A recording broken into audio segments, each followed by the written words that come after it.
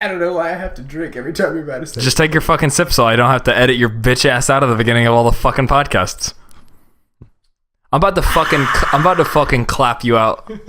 That's so. Clap you out is a term used for having sex with somebody. All right, Sir, you ready? pause. Go ahead. Oh, that's what it is? Yeah, when your girl's about to get clapped out. Anyway. You know why?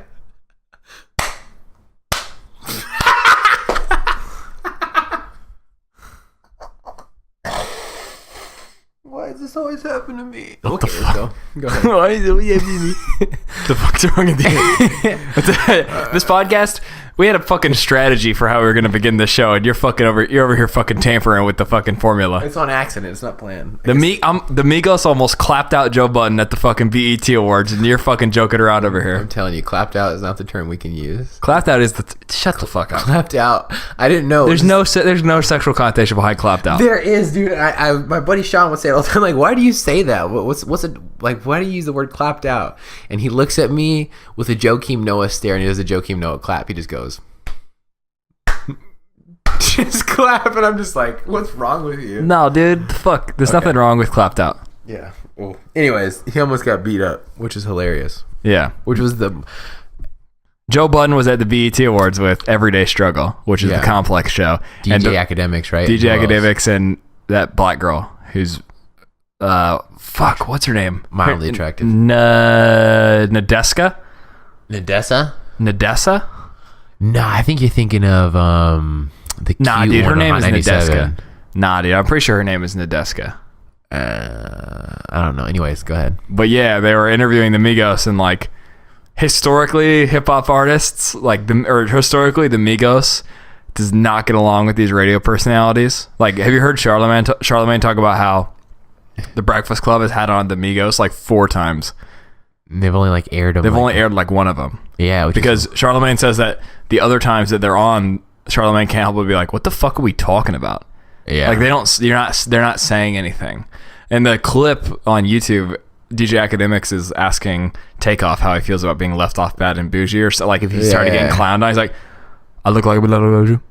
Yeah, Academics is like, "What's up?" He has to ask him what he said over and over and over again, and then he goes, "Do I look like I was left off Bad and Bougie?" Yeah. And you can't help but be like, yeah. Your name's not on the fucking song, dude. Well, I think what's funny is that Kalechi, actually, who who we talked about before, he tweeted, he's like, everyone from Atlanta knew what Takeoff said, like just as a joke, everyone from the South, which is like, at first I didn't understand what he was saying, but then like the second time, okay, I understand. But like, I understood him every time. I think his attitude also came from like, I feel like he's been asked that question probably like 1,000 times. It's easily, yeah. I mean, it has to be. Yeah. It's like being fucking.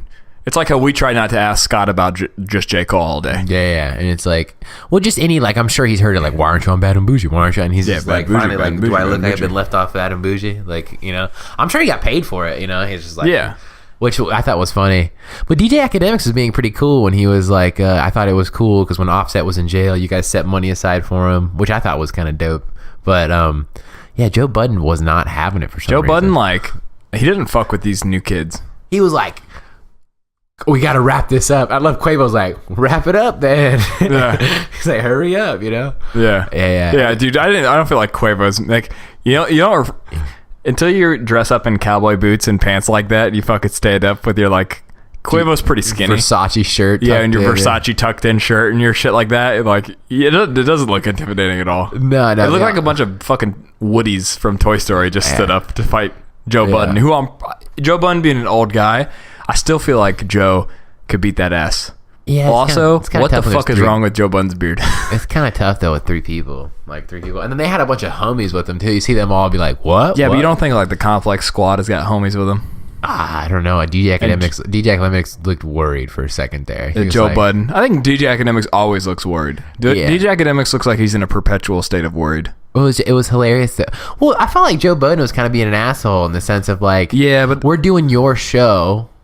And then he's like, we need to wrap it up. And then like when DJ Academics called him like one of his favorite rappers, he just gets up and drops the mic. Yeah. Like, I don't know, I'm not saying you'd want to fight, but like, that's kind of like, all right, well then what? Yeah, it is rude, but at the same time, it's like, that's the whole point. I mean, dude, in hip hop, like half the lyrics are about like, I always joke about like the hip hop consumer's mind is so fucked up because they're like, yeah, fuck my bitch, dude, rob me, kill me, like, because that's all they're saying is like, we're gonna shoot you, listener, we're gonna fuck your bitch, you know, and it's just like very sadistic. Well, no one ever thinks it's about or masochistic. They're like talking about your bitch. Like nah, they're talking from my perspective. And I thought it was hilarious though when like Quavo dropped a mic, it was like, what you want to do then? And like, I love how Offset, I watch him every time, like if you look at his face when they're asking take off the question, Offset just staring at DJ Academics like mean mugging him. And then when Quavo drops the mic, if you look, Offset's fixing his cuffs. Yeah. Like he's rolling up his sleeves already. And he's his like, Versace sleeves. Yeah, he's like, real intimidating. Yeah, I love it. Yeah, it's funny, dude. I thought it was beautiful. That was a funny clip. Have you seen Joe Budden and Yachty? No, but I know they don't like each other. Well, they had Yachty on, and Joe Budden was like screaming at him, like really, like Yachty was just talking like, yeah, you know this and that, and Joe Budden's like, do you know what kind of deal you have? Is it a 360? Is it this? And Joe, and like at one point, Yachty's like, my nigga, chill, like what's wrong with you? Like, and I remember watching it, and like they were talking about Lil Yachty's like album, and I think he has like a bunch of people on it. It's like two gay dudes kissing, like two like. Just like a bunch of new school weird shit. Like it's just odd stuff like to be there on purpose, like to be like I know what you mean. Yeah, and so like Joe Budden's like, you wanted that on your album, and Yachty's like, yeah, you know, I picked it all out myself. And like even if you're like, I just don't, that's weird. Even if you're like, it's a whack ass album cover, but he was just like screaming and yelling, and I'm like, kind of an asshole, huh? Yeah. Like even if you don't like his music, it's cool. Like I don't fuck with your music, whatever. Like, but I don't understand the point of being like, even if you don't like Lil Uzi Vert, Yachty, like. Why do you just say I don't like your music? Like I don't understand why it's like no, you need to change because the youth are listening to you and you need to go back to what real. Yeah, that's fucked up. That is like go fuck yourself. Yeah, because like '90s hip hop, people in the '80s probably thought it was trash. You know what I mean? Like everyone thinks the era before them, their era was better than everyone else's, no matter what. It's like Vince Staples, how he comments about how '90s wasn't the golden era for hip hop because it wasn't like. It's like, look at us now. It's like hip hop's everywhere. Yeah, Drake's bigger than the biggest artist in the world. You know what I mean? When it was a hip hop. Yeah, I agree with him. I think like everyone just holds what's older is better. And even though like I don't, shit changes. Like I'm saying, like in the early 2000s, like people thought Eminem was trash. Like, oh, he's so bad. And now we look at it like, oh my God, he's one of the best of all time. So it's like, his beard. Did you see his beard? Yeah, he was like, he had a beard next to like, I think it was like, yeah. Well, I saw him next to Kendrick. Okay. And like Dre or someone. It was like some crazy artist and he had a beard. Dude, he does not look good with the beard. Nah. It looks really wrong. Well, just I feel like you're so used to seeing him like really clean shaven, shady. Yeah, he's just he is almost like 50. If you I think he's like 45. Yeah, but dude, he looks like he should be writing a screenplay. He's wearing like a beard and a hat and he looked like dead ass a fucking dude. Writing a screenplay in Starbucks. It's hilarious though, because if you ever see photos of Eminem, he's never like, he doesn't look cheap. He's not like in super expensive clothes. He has like sweatpants. He has like cargo shorts or like cargo pants and a jersey. Yeah, Jordans, and like I've seen him a lot with like a long sleeve black shirt and like a trucker hat. It's just like, I guess his outfit.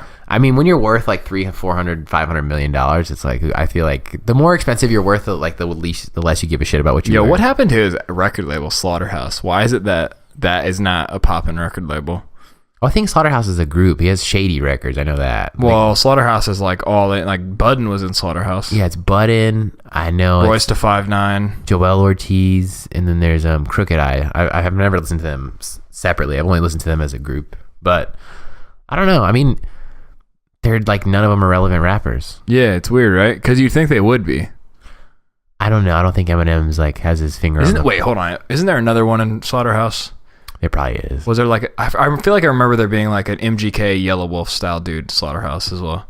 Yellow Wolf did a cipher with them, but he's on Shady, but he's not in Slaughterhouse. Yeah. Okay. Yeah, but I don't know. Like, it's just hard, man, to get people relevant. Like, I feel like to find relevant people in music. Yeah, but I feel like Kanye's got every one of Kanye's artists except for Sci-Hi the Prince is relevant.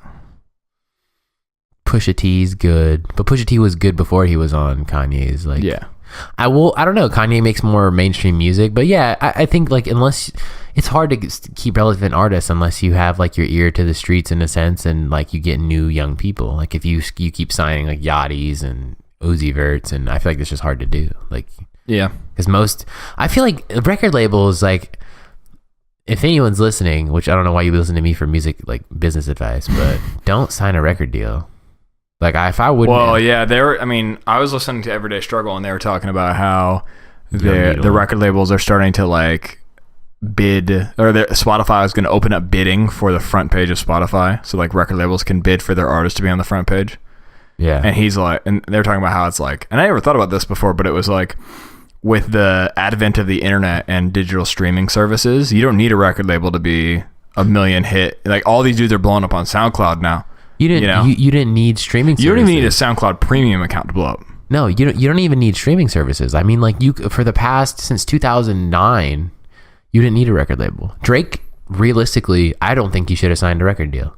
Like back when, I remember when that was happening, it was like a big deal about like, is he gonna, like, because there was a huge bidding war, obviously. When he dropped So Far Gone, it was like Best I Ever Had was on it. It was, it was over. Yeah.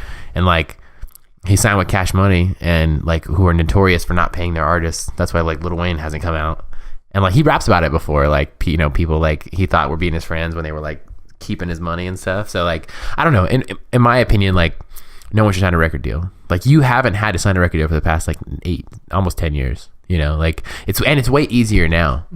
Yeah, but it's so much work though. You got to understand that. Like, yeah, but if you're that good to where you're going to get a record deal, like, you have to already have kind of a following. Yeah, but you still have to have like the infrastructure of a record label. You have to have a manager. You have to have a tour man. You have to have someone that like designs the lighting and shit like that. And so like your record label, you're some young kid, and all of a sudden like Interscope wants to sign you or something. They have a manager for you.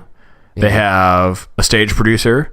They have a photographer, a videographer. They'll shoot your music videos. Like, all of that infrastructure is really valuable to artists. For sure. But I think most people who usually get signed usually already have managers, right? Like, you just already. Yeah, a lot of them do have a manager or an agent. They'll have. Yeah, you can get an agent without having a record deal, and that's super easy. All you like is you're like.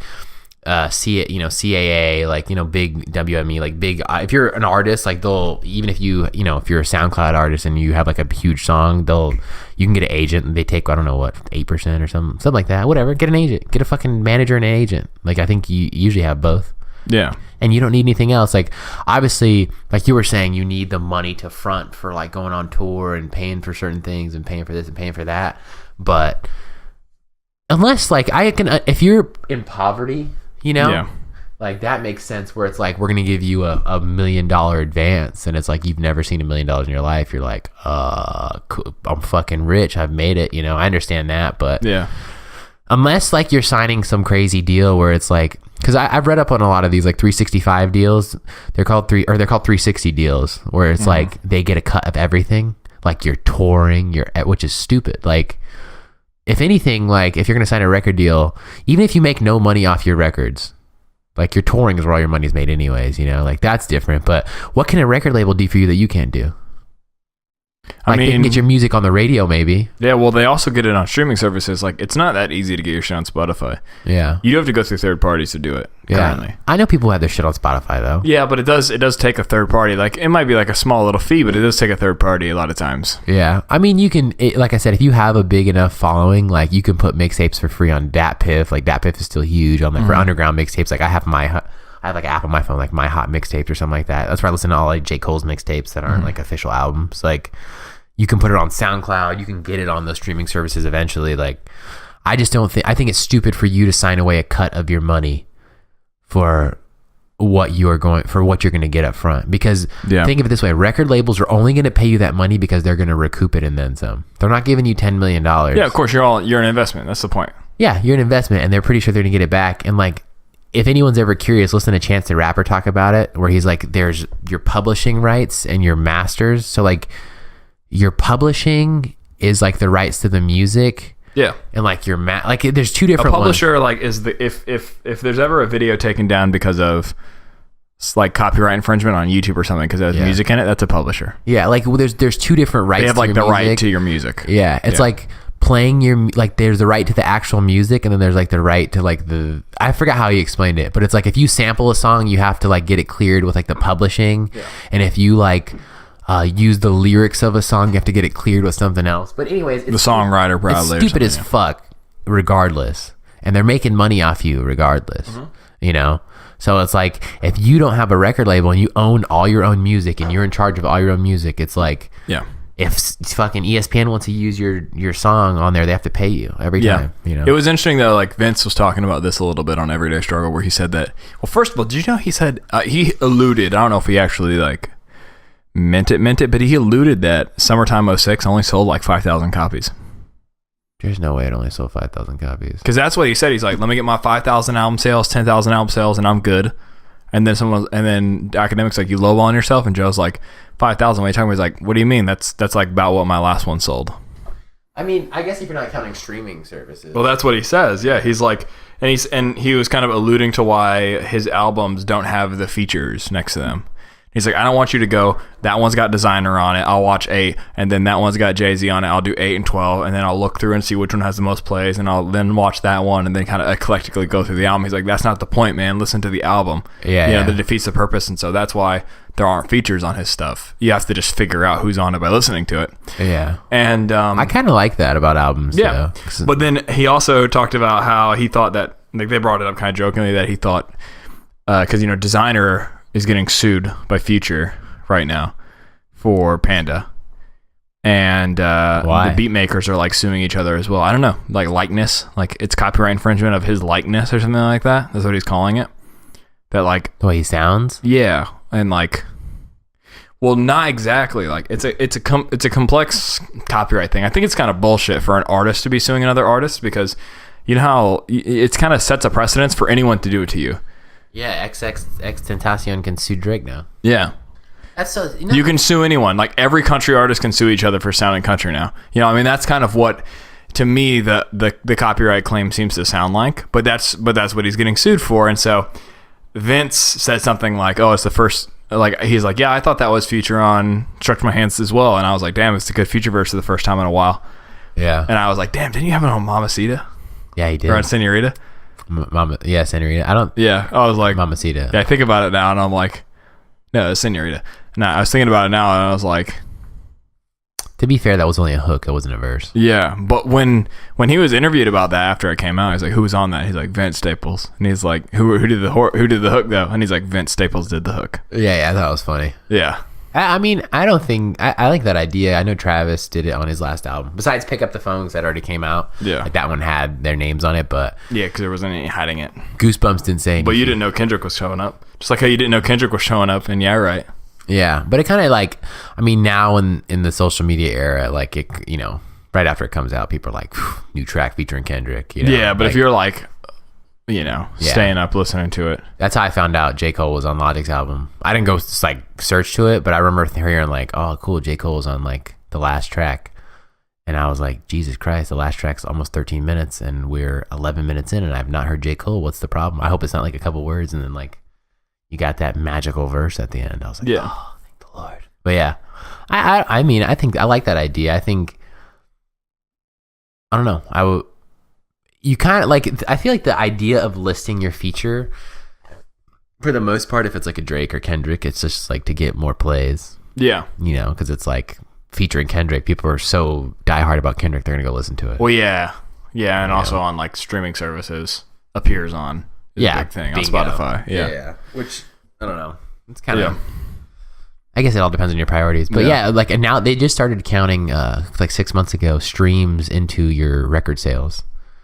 So like there's a formula. It's like 10 streams is one album because there's like 10 songs on an album. Or which is weird because it's something crazy. Because then Drake's like quintuple platinum on all his albums. Nicki Minaj like went like right after that went like diamond on some shit. Yeah. But they should. I feel like they should use it in. I don't know. I think or maybe it's like 1,000 is an album sale.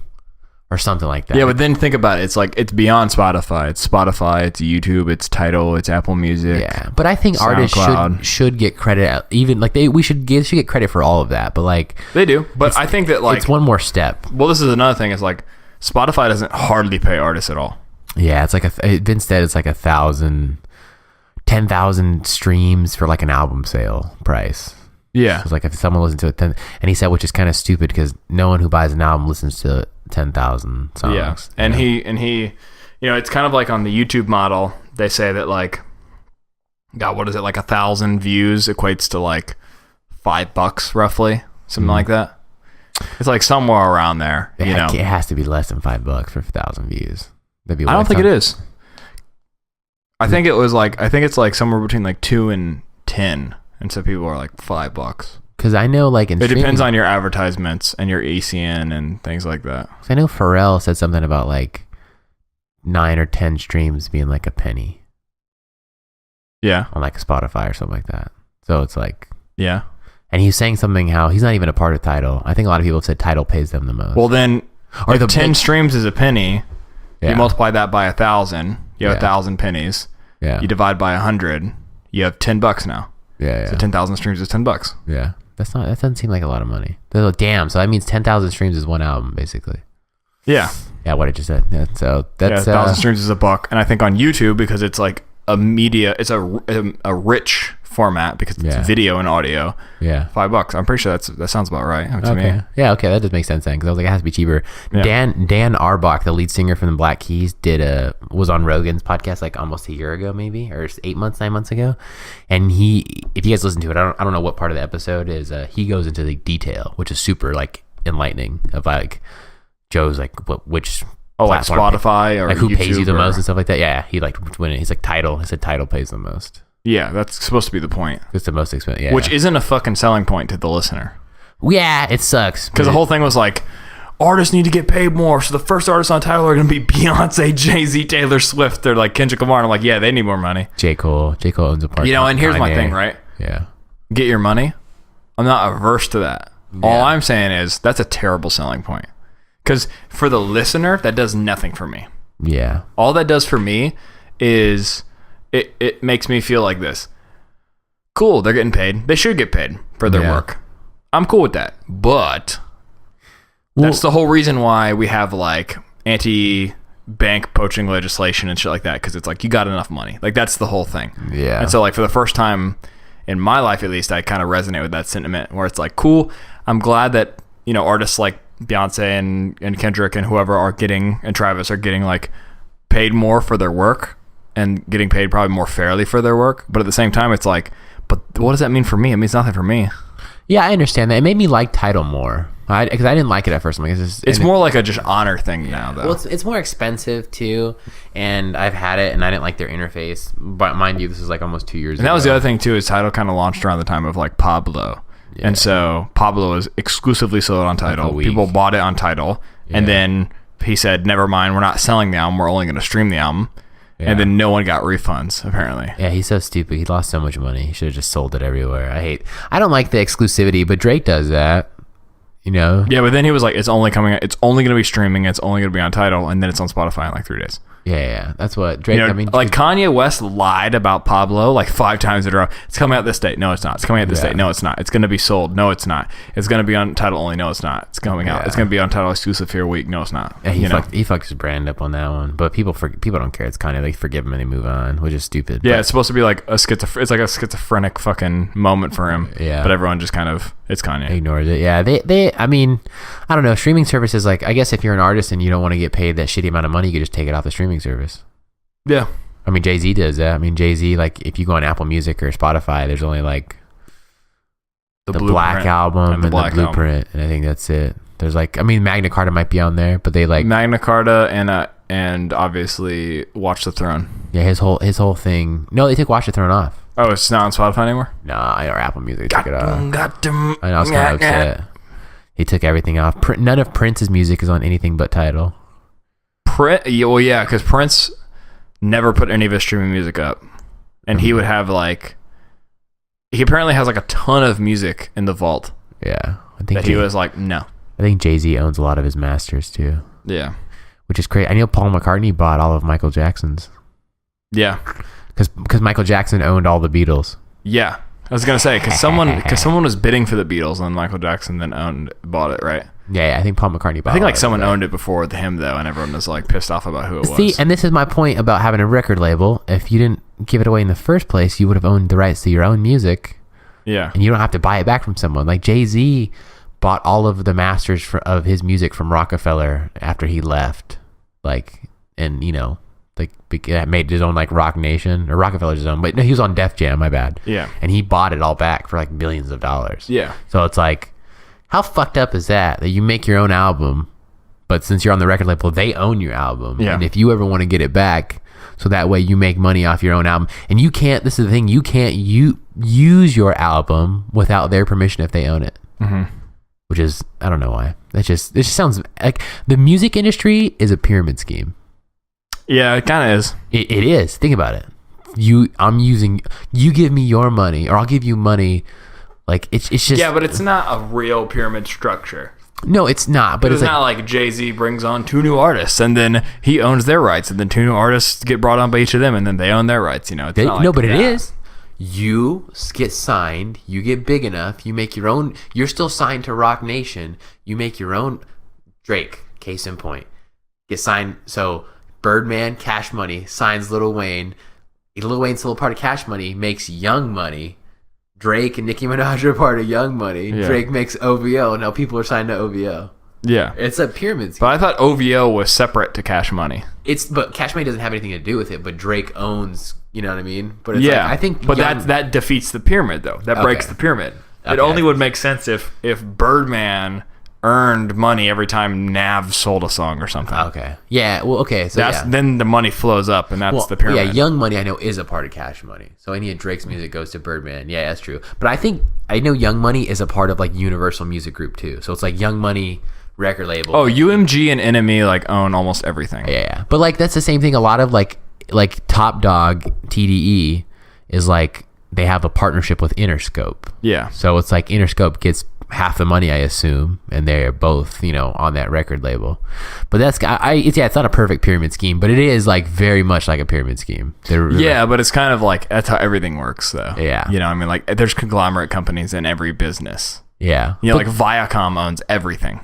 Yeah, I think 5 companies own 80% of the world's media. It's like Disney is one, Viacom's one. There's a bunch of other ones. Yeah. 3 other ones. But yeah, it's just like what we're saying with the music industry. I think it's stupid. Like if you're an artist, so many people with money have taken advantage of broke, starving artists. And it's like, it's just kind of That's sad. kind of like when you graduate and people are like, I'll give you an agent position where you get all these exciting opportunities to call people on the phone for $20 an hour. And try and cold call them for financial services. And you're just like, I got like 100 of those phone calls in the first week of graduating. Really? Yeah. I got so many of them. I got a phone call or an email a day about like an agent or a specialist position. Like you're a financial advisor agent where you get to cold call people out of the fucking blue and try and sell them financial advisory services to a financial advisor that will then try and sell them something. Like... Wait, what do they think this is, the fucking 90s? Like, yeah. Does that shit still work? Do people still... Sometimes, yeah.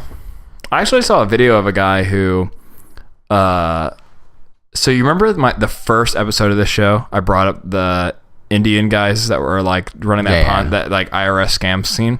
Yeah. Well, he got called by them, and he wrote a JavaScript code that would call them 28 times a second consecutively from unblockable phone numbers. And he would crash their phone lines. And the message that would say is, you are a scammer. These phone calls will not stop until you stop. And he did it for 3 straight days. I think he's still doing it. But he did it for 3 straight days and recorded all of their responses and like edited a video together all night. Be like, oh, fuck you, man. And like cussing him out and like that kind of thing. But he like shut that shit down. Solo dolo.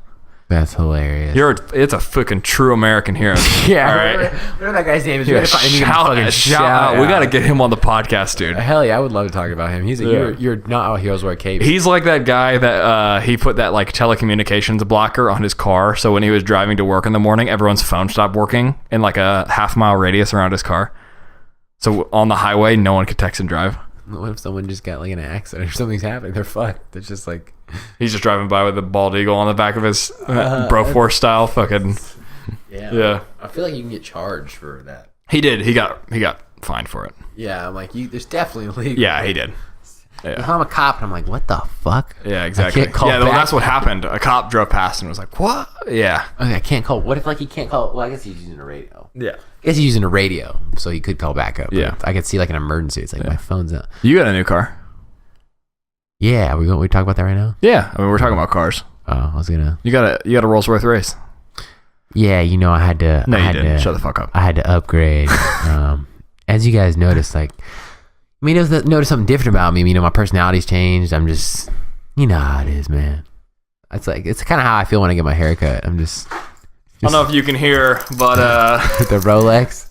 We also bought Rolexes and the keys to the Wraith. You know what I'm saying? Just no big deal. Yeah, I'm sure audio podcasts are even better when you jingle metal in front of the fucking microphone. Yeah, sorry. I don't know why I even have these keys, guys. My chauffeur normally has them when I sit in the back seat. So. Oh yeah. Yeah.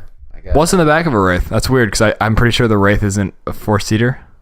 Yeah, it's 2-door. It has 4 seats though. I know I usually ride around the Phantom, so I'm just thinking about. The Phantom. I'm thinking about your perspective because when I'm in the Phantom, the ceiling has light, so it looks like a starry sky. Mm-hmm. And so that's just what I see. Yeah, that's I don't know how you feel in that broke ass Wraith, but in the Wraith. Oh, you haven't seen the new car I got? Oh, was it like a the one with the suicide doors out in the front? Was it like a you know how I've been cleaning the garage out lately so I could park the one with the suicide doors out? Was that like the... It's a Kia Sentra. I just pimped it. Kia Sentra? I was like, is it the Ford Fiesta out there? Or No, it's the... it's that new Acura. That's a name I don't know. Yeah. The expensive one. It's the expensive one. Yeah, the one that looks like someone who's rich drives. That's the one that figured. Yeah, rich and a big dick. That's the one that I drive. You did buy a new car though. I did. I got prepare to get the hinges blown off your doors, as DJ Khaled would say. I got a 2017. Let that sink in. Brand new, y'all. What year are we in? That's right. I'm just kidding. 2017 Toyota Corolla, all black, like my soul. So I don't know. It's cool. I'm just gonna let you dig your own hole. It's a cool car. I don't know. It is. I like your car a lot. Actually, for the first time in 6 years, I rode passenger seat in your car. I like how the time got longer. Earlier today it was like 2, and then no, it's been 6 years. I never said 2 years. It's been 6 years. It's been 6 years since I've let you drive me. No, because I haven't been driving for 6 years. You didn't start driving when you started driving when you were 16. I got my license. I got my license. Oh no, because I was in Charlotte. The last time I remember before this, I was in Charlotte. It was my freshman year, so it's been 4 years since I've let you drive. Yeah, because I got my license in February of 2012, but I didn't get a car until like I graduated high school. Yeah, it was like right after I graduated. So it was 4 full years of me refusing to let you drive me. Yeah, Christian was just such a bad driver, and I was such a safe driver. No, it was because you decided that stop signs were suggestions, and that you only instill danger into your passenger seat.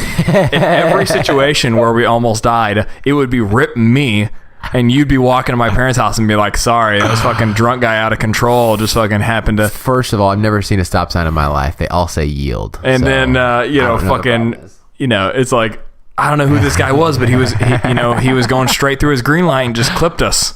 First of all, you're an aggressive driver too, though. I'm not an aggressive driver.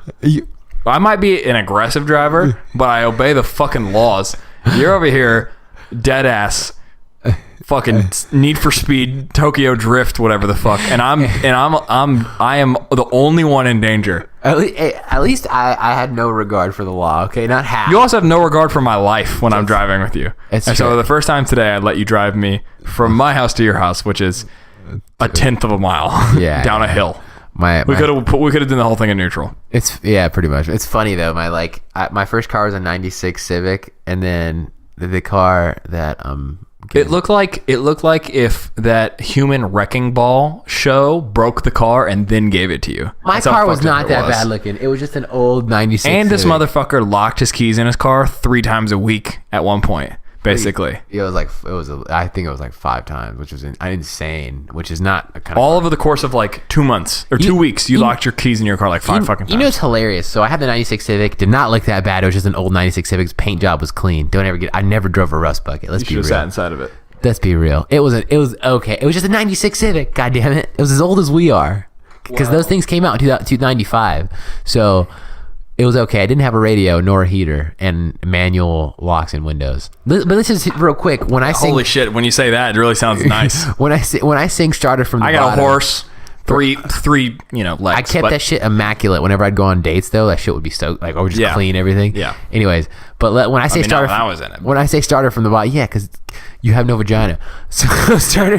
When I say starter from the bottom, it's real. The '96 Civic. Yeah, starter from the bottom, as in where your feet lie in the car, because I'm pretty sure you could push the bottom of the car down into the concrete while you were driving. Hey. Broke college kid, man. You got to get from A to B. That was all that mattered. And then I got a '99 Altima 2 years ago, and I thought I was balling. I knew the car. I didn't even know that. The car I drive, you see me driving before I bought this one. That's the '99 Altima. I was so. You thought they were the same thing? I tried to blank everything vehicular with you out. You thought they were the same thing? I didn't know you got a new car 2 years ago. I remember I hung out with you right after I got it. We drove once. I tried to evacuate that memory. Oh, that's funny. We drove a couple times in my car, actually. Yeah, but it was that one time. Yeah, when I was with Kenny. Paranoid my fucking ass. You can call Kenny right now. I remember you. Kenny lives in Istanbul now, and he would still tell you he'd rather be in Istanbul during the coup where he was than be in your fucking passenger seat. At the time. But so I got the '99 Altima, and it has I'm selling it now, but it has a radio, power windows, power steering, AC. I remember when I got it, I was like, what else does it have? Now you're trying to sell it.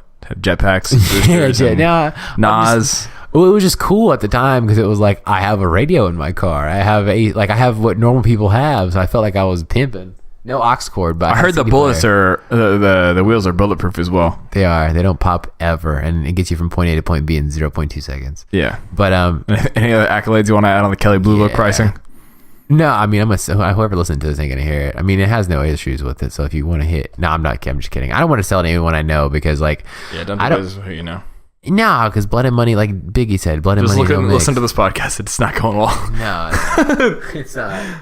But I think the reason I bought a new car, in all seriousness, was just because I go to school in Durham, so the last thing I need was, nothing's wrong with it, but I just know it's an older car and it has 190,000 miles on it, and eventually something's gonna go, the tranny's gonna go out or something, and I'm not gonna spend 2 G's to fix it when a car's worth about 2 G's. So yeah, I was just like, I'd rather be proactive and sell it now while it still has some life on it, and someone will buy it, and I can go get a new car that's going to last me for a very, very long time. So yeah, you've got a solid.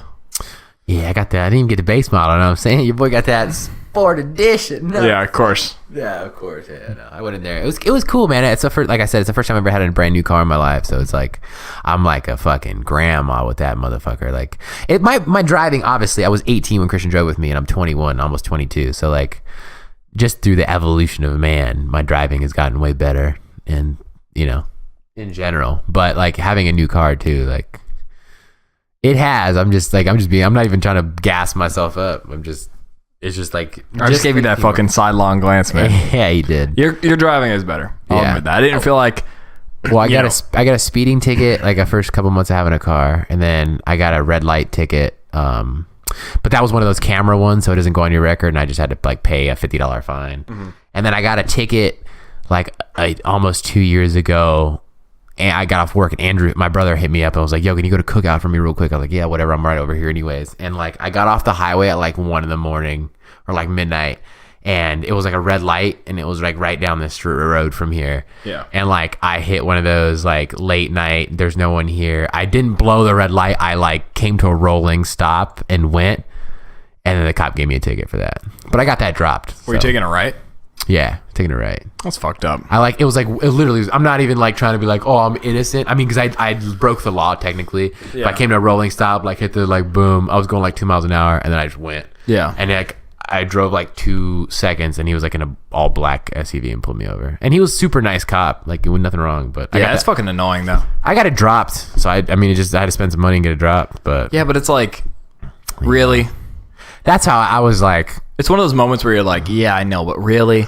Yeah, I was there's no one here. It's almost midnight. It's pitch black outside. But anyway, there's no one around. Yeah. So ever since then, I've come to complete stops at red lights. I don't care who's behind me. I don't give a fuck how mad you get. I'm I had to pay. Yeah. I had to pay money. Yeah. For me, mine was, I was leaving DC and I tried to get on the highway and the guy was boxing me out of getting on the highway because who fucking knows why. Yeah, and so I just was like, how dare you? Because how dare I try and get on the highway with my lane ending, you know? And so I was like, fuck it. So I just like sped up and like blew past him because he was driving a truck and I was like, whatever. Yeah, fuck you. Yeah. So I just blew past him around a turn, like got on, or right around the turn, cop on the shoulder, pulled me over. And I was like, fuck. And he was like, he seemed to get it. He pulled me over and I was like, yeah, this fucking guy wasn't letting me on, so I hauled ass. I was slowing down though. Like when he stopped me, I was slowing down. He's like, yeah, I got you on the speedometer though. I'm like, fuck. Yeah, gotta do it. Yeah, that's situations. It's like one of those moments where it's like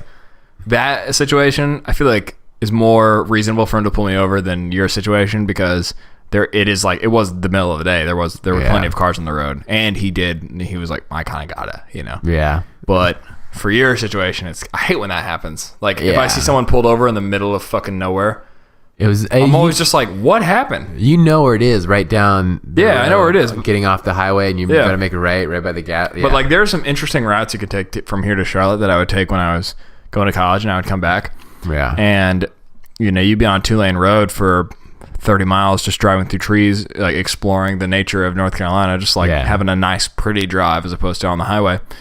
And you see someone get pulled over in the middle of bumfuck Nowheresville, and you're just like, what could they have possibly fucking done that warranted that? Who are they gonna hurt? Who are they endangering? Yeah, that's cattle. That's so stupid. I think so I've heard someone, I think Chris Ryan, who is an author who wrote this book. He lives in Spain. He's American, obviously, and he was talking about how he loves living in Spain because the police there look at it is this hurting anyone? Is it illegal? Yes. Okay. Is it going to hurt anyone? No. Then go about your business. I don't give a shit. But here it's more of like you're breaking the law, so you're breaking. I don't give in what context doesn't matter. Which is a system that I understand. I get it. It's like that is kind of the point. Like we have a code law. You know, it's but like common sense should also apply. But you know. And it's like you were saying, you're on your there's a 2-lane highway. There's no one out here. If he wants to go 90 miles an hour, let him fucking go 90 miles an hour. There's nothing wrong. You know what I mean? There's no one here. I don't know. That's just my point of view. But I'm not mad at the police for pulling him over. That's just the system it's in. But it's like they're doing your job, and it's like whatever. Yeah. But at the same time, you can't but feel like it's like, man, come on. I'd also be a horrible policeman just because I'd be like, be careful, dude. Like fucking if you try to pass a car like dangerously, I'm pull you over and giving you a ticket. I'll give you a bad ticket. Be like, no, you got nah. But you're like speeding out in the middle of nowhere. You're just like, slow down. Slow down. Just be calm and slow down. Yeah. So, but that's cool. So that's why I drive like a grandma now because I have a new car and like I'm super paranoid about. I don't pull up to curbs too quick. Like I have low profile tires and like rims that are way too expensive to be on my car. Yeah. So I was at Chipotle the other day, right? Mm-hmm. And the shits right after, of course. Yeah, and I was going over to Matt's house, and I was like, I get some Chipotle real quick. I don't know what the fucking deal is here, man, but I came from Charlotte, right? You get cussed out if your service sucks. I didn't know what you're gonna say. I don't know what the fuck is with this mosey ass fucking service you get here. I'm at Chipotle, and I'm like, there's one other fucking customer in the store in front of me. Mm-hmm. That's like ordering at least, right? Yeah. And then there's no one behind me.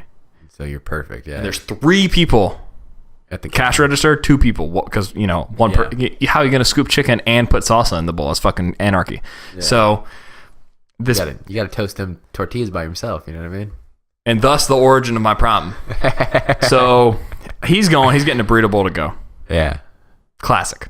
Yeah. Standard. And I'm like going somewhere, right? So I'm getting my order to go. So I'm like, can I get a burrito bowl to go with a tortilla on the side? Because I know how you fuckers at Chipotle be always breaking my burrito, and then you empty it out into the next tortilla, and I lose my sour cream or my guac if I've got it on there, and I lose half my shit. Yeah. And so now I just get like a big dry rice burrito. All the juices are gone. That's fucked up. I'm owed a new burrito. Yeah, we've both been through that plenty of times. You're the one that's supposed to wrap the burrito. It is not my fault.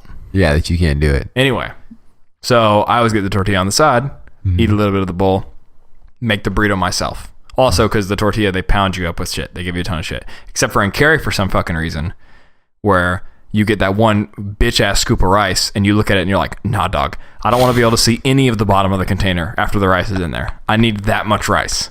I don't know if you understand. You know, like it needs to be like messy when you close my burrito bowl. Yeah. Anyway, so I'm like, let me get a burrito bowl to go with the tortilla on the side. The guy in front of me, of course, cunt. He's like, that sounds pretty good actually. Can I get a tortilla on the side? So he's jacked my tortilla now because he's in front of me. So my tortilla that they're making for me is now his. And so they're going to make a second tortilla, which is mine now, right? Yeah. I come to my senses. I've been eating a lot. I had Italian with them the night before. And I'm like, nah. So I go, never mind. I'm going to X-nay on my tortilla. Something like that, right? I can't remember exactly what I said. Now, were they making yours already or no? No. Hadn't put it in yet. Hadn't even like peeled it off the other tortillas yet. Perfect. I was like, never mind. Perfect. So she gets my bowl out. She asks what type of rice I want. I'm like, white rice. Then she puts a tortilla on the thing. And I'm like, I don't know. Because the other boy walked over and they had one of those to-go orders on the tag. So I'm like, maybe they're doing a to-go order, right? So I'm like, fuck it. Maybe this is a to-go order. They're doing a burrito to go, right? Because someone's going to come pick a burrito up, right? And I'm like, all right, well, white rice. And so she gets the tortilla out. She hadn't put my rice in my bowl yet. She put the tortilla in my bowl and then put white rice in it. And I didn't say a word. All I did was just cock my head to the side. And I puckered my lips up a little bit and went like this. And stared for a couple seconds. And then she went, did I do something wrong? And I went, no, I'm pretty sure I said I didn't want the tortilla. And she was like, oh, I'm so sorry. And she emptied the tortilla out of rice into my bowl. I'm like, I'm cool with that. Yeah. And then the next girl, who clearly was like the more veteran of the two, was like, all right, well, and I was like, can I get some more rice? She put some more rice in it. She's like, what type of beans? I'm like, black beans. And she's like, okay. And she put black beans in. I'm like, fajitas. And she puts fajitas in. I'm like, chicken. She's like, you said steak? I'm like, how the fuck? I said chicken. There's 2 people in this store. Chicken, please. She puts chicken in. Yeah. Then, and this is what kills me as a consumer. She goes, would you like some salsa? I point at mild on the window. I'm not a savage. I'm not going over the window. Point at mild on the window. I go, medium and hot. And she kind of gives me the cock. And I'm like, she's like, did you mean mild? And I pointed at mild. I said medium. We're 2 for 1 now. Let it be known. Yeah. Not 1 for 1. Let's be frank here. We're 2 for 1. Let it be known. But I meant mild. You're goddamn right. Fuck. I'm embarrassed now. I appreciate that. Yeah. Mild and hot. Give me some corn, cheese, lettuce.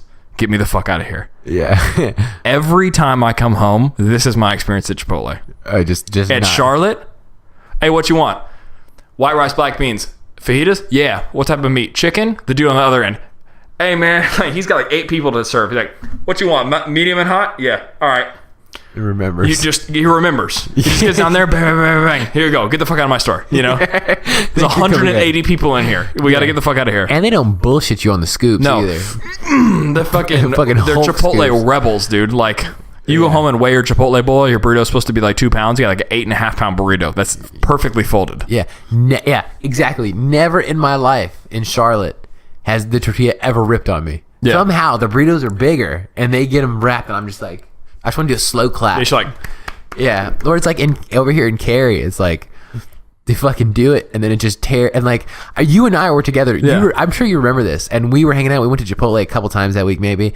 And you were waiting for my order. Like they ripped yours once and then they redid it. And then the guy doing mine ripped mine like twice. Yeah. And you're like, I don't know if you went to the bathroom or went and got your drink. You're like, yours not ready yet. And I'm like looking at you and I just looked at him and I'm like, yeah. You tell me, is it ready? Yeah. Like, and you're like, can I get some white rice? And they put the white rice in. You just want to like lean over to the side and hold your tray. Like, do I look like I'm coming from spin class, bitch? My goddamn you fucking see these things? Give me some white rice. They're like, guac. Do you know guac $2 extra? I'm like, yes. Don't fuck me over on the scoop. In Chipotle, dude, I went to Chipotle every day for a month. You know guac $2 extra? You know me by first name.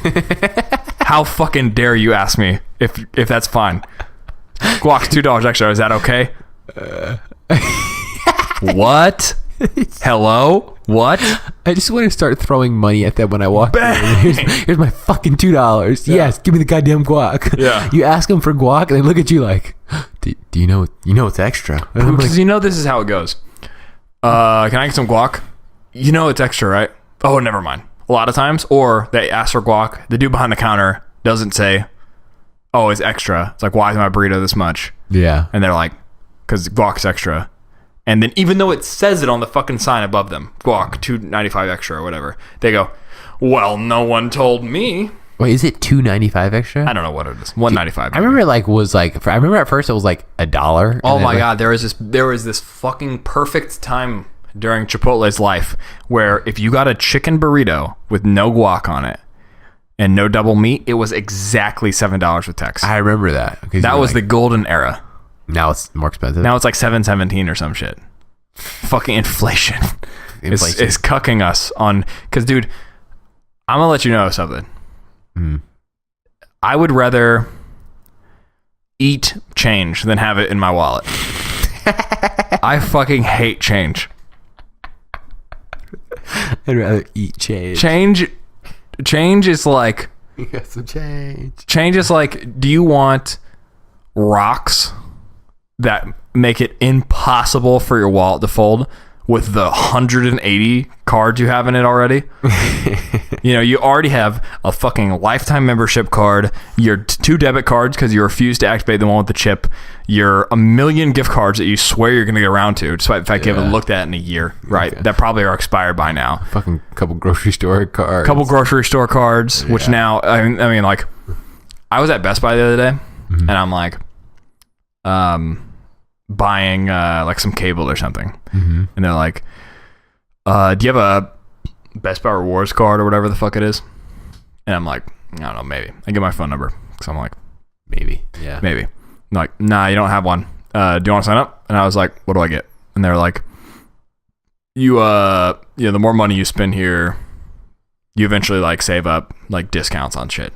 It's like pretty standard, right? Like, it's not like we mail you shit. It's like you spend $100 here, you get $10 off something. Like, it's pretty like cut and dry. And I'm like, cool. Is it a credit card? And they're like, no.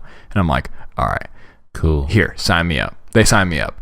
And the guy gets the card out and I go, I will actually just throw it away the second I leave because I know I can give you my phone number. Don't even bother. And he was like, gotcha. And he didn't give it to me. And I was like, you, sir? Because that shit is going right in the fucking trash when I leave. Or I'm going to walk around and I'm just going to hand them out to people that don't have them either. Because you know how when you're like at a grocery store or something, and then they're like, do you have your Vic card, ma'am? And they're like, no. And you're like, I got one. Give her mine. Yeah. You know, I would just sit there and I would sit there at the front of Best Buy and break the 2 little keychain ones off that no one's using and the big one. And the next 3 people that come in be like, I don't want it. I don't want it. I don't want it. Get your discounts. Yeah, keep it. Yeah. I have a Men's Warehouse card in my wallet from like when I rented my tux. I have one as well, but I also have one for GameStop, but they came out with like a newer GameStop rewards card. The Power Up card or something? Yeah, I have like the old Power Up, and now they have like the Power Up Black, like limited, whatever. And I just was like, is that one also free? And they're like, yeah. And I'm like, fuck you. What is that bullshit? What is that DLC video game bullshit? Like, why do I need the new card? Yeah. Is this an iPhone 6S? Yeah. What is this shit?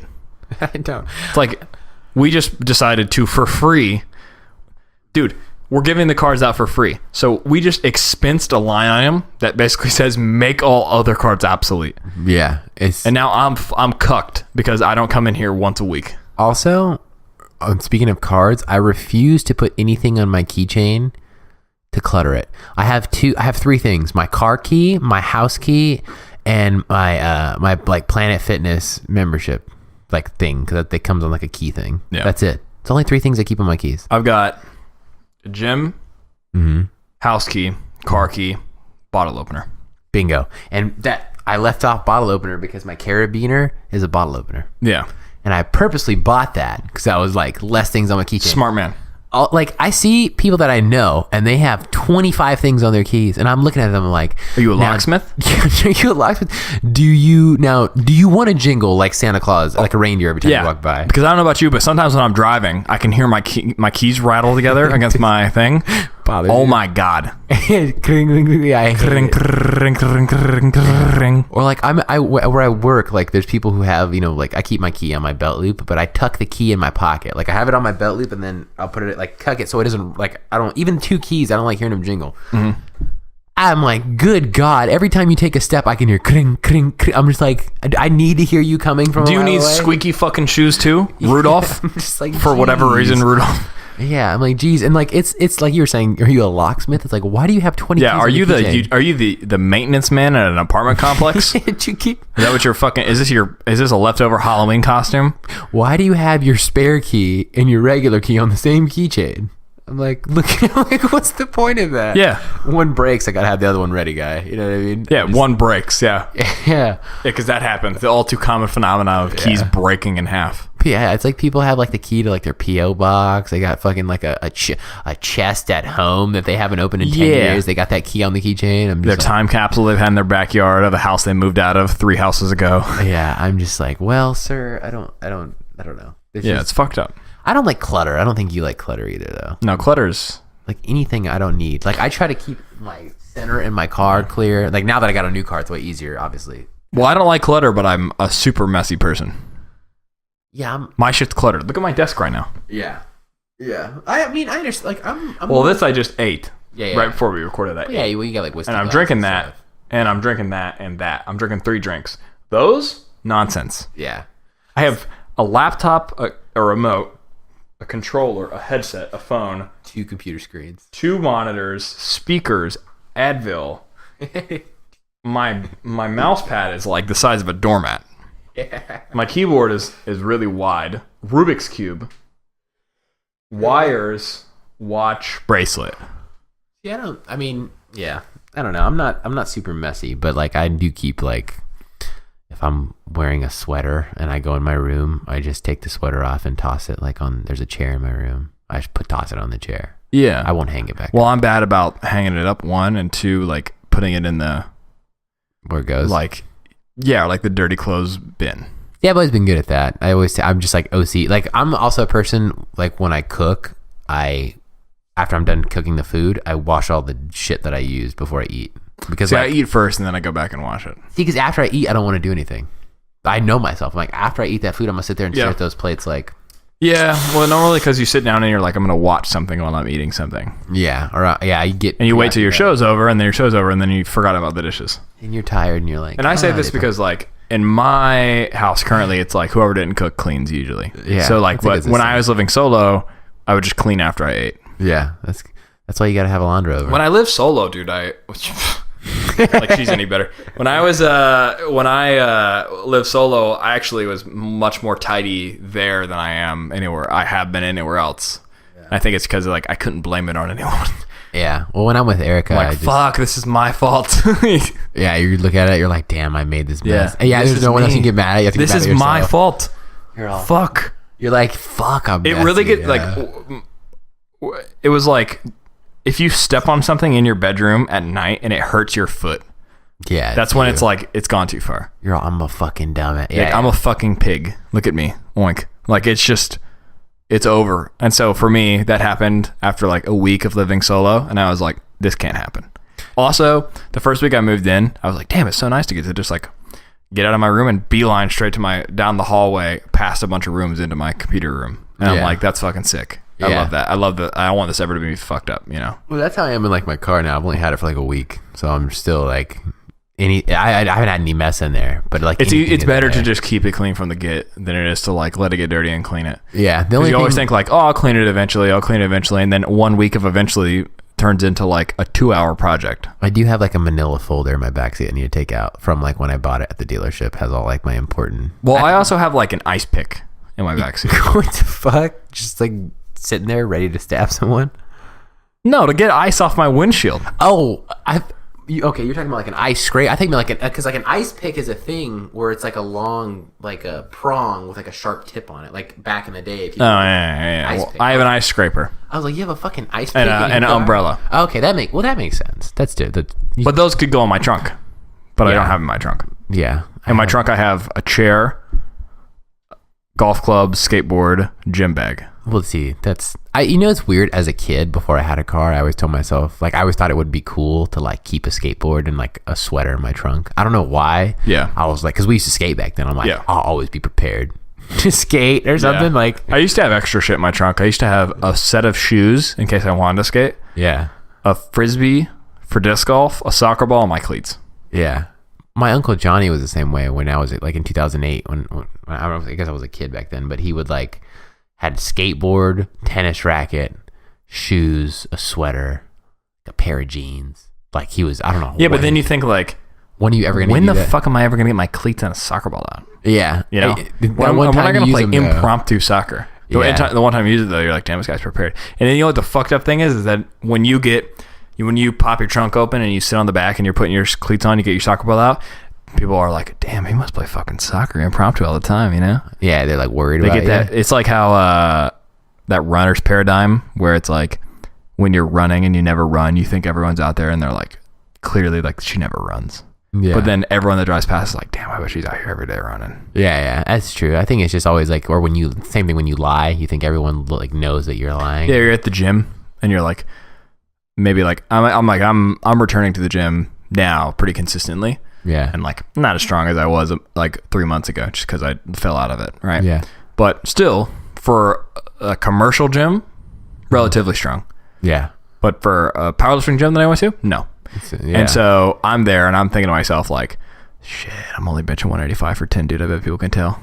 You know, like I bet they can tell that I'm weak right now. No one. I look over and there's this guy fucking like cranking out this quarter reps and I'm like, never mind, you know? Yeah. Well, I think it's funny is like we all think we're so self-important. Like when you think about like spotlight thing. Yeah, it's how much people like you think people care about you so much more than like they don't usually actually care about you. Yeah. At all. Yeah. But the whole last point on the keeping thing in the trunk, my one problem is like.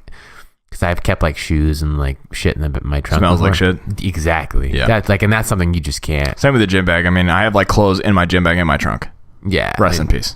Yeah. And I'm like so paranoid now. I take my shoes off when I'm in my car. Like my shoes are wet. I'm like, nah. Yeah. We just came from the pool and you didn't even fucking drive your car back. No. I was like, we're walking. We're not getting the leather seats wet, dude. I was like, that's it. Yeah. Because it's like. I respected it.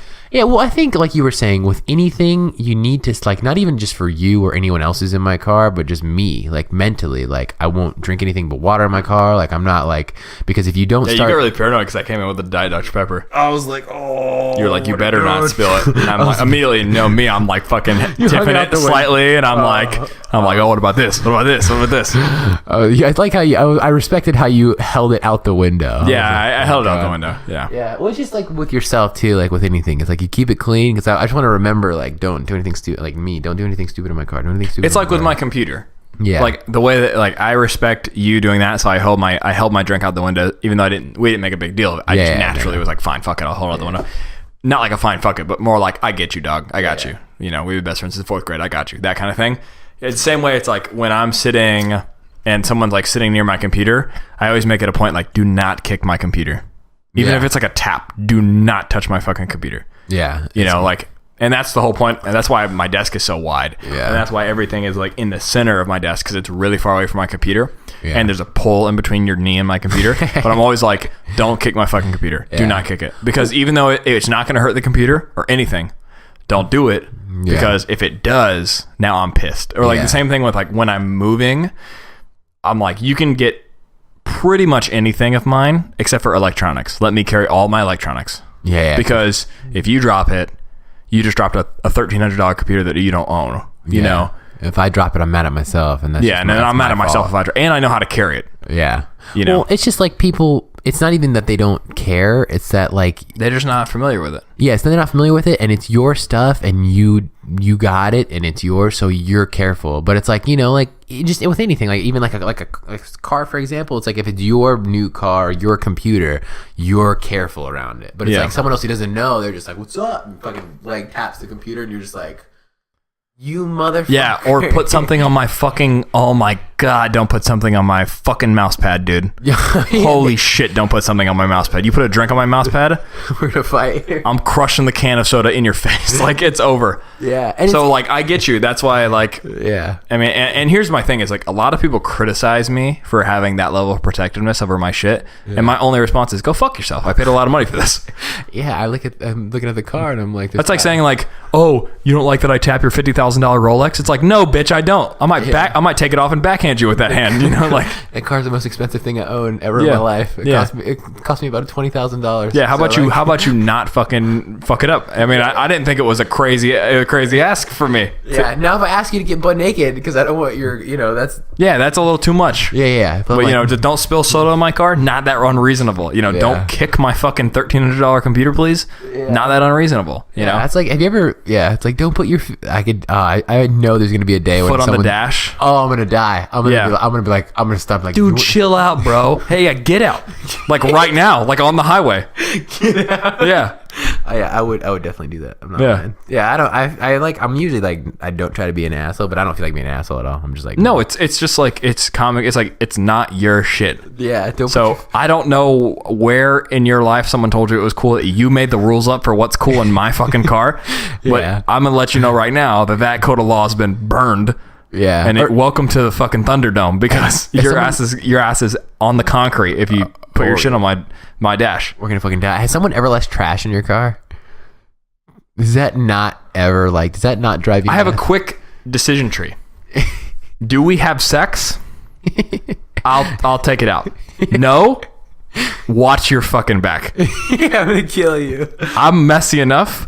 I didn't need any assistance. Yeah. So like I have a problem with that. I'm like, don't leave. I'm like, nah, grab it. They're like, oh, we'll just throw it away later. And I'm like, no, I'm taking mine out. You're taking yours out. You know what I mean? Exactly. I'm like, do we have sex? Not an issue. I'm like, you know what, Erica? Leave your bottle of water in there. Don't worry about it. I'm like, but you're only drinking water. Huh? Extra large Dr. Pepper, Diet Dr. Pepper, like in my cup holder, whatever. I'll get rid of it. Yeah.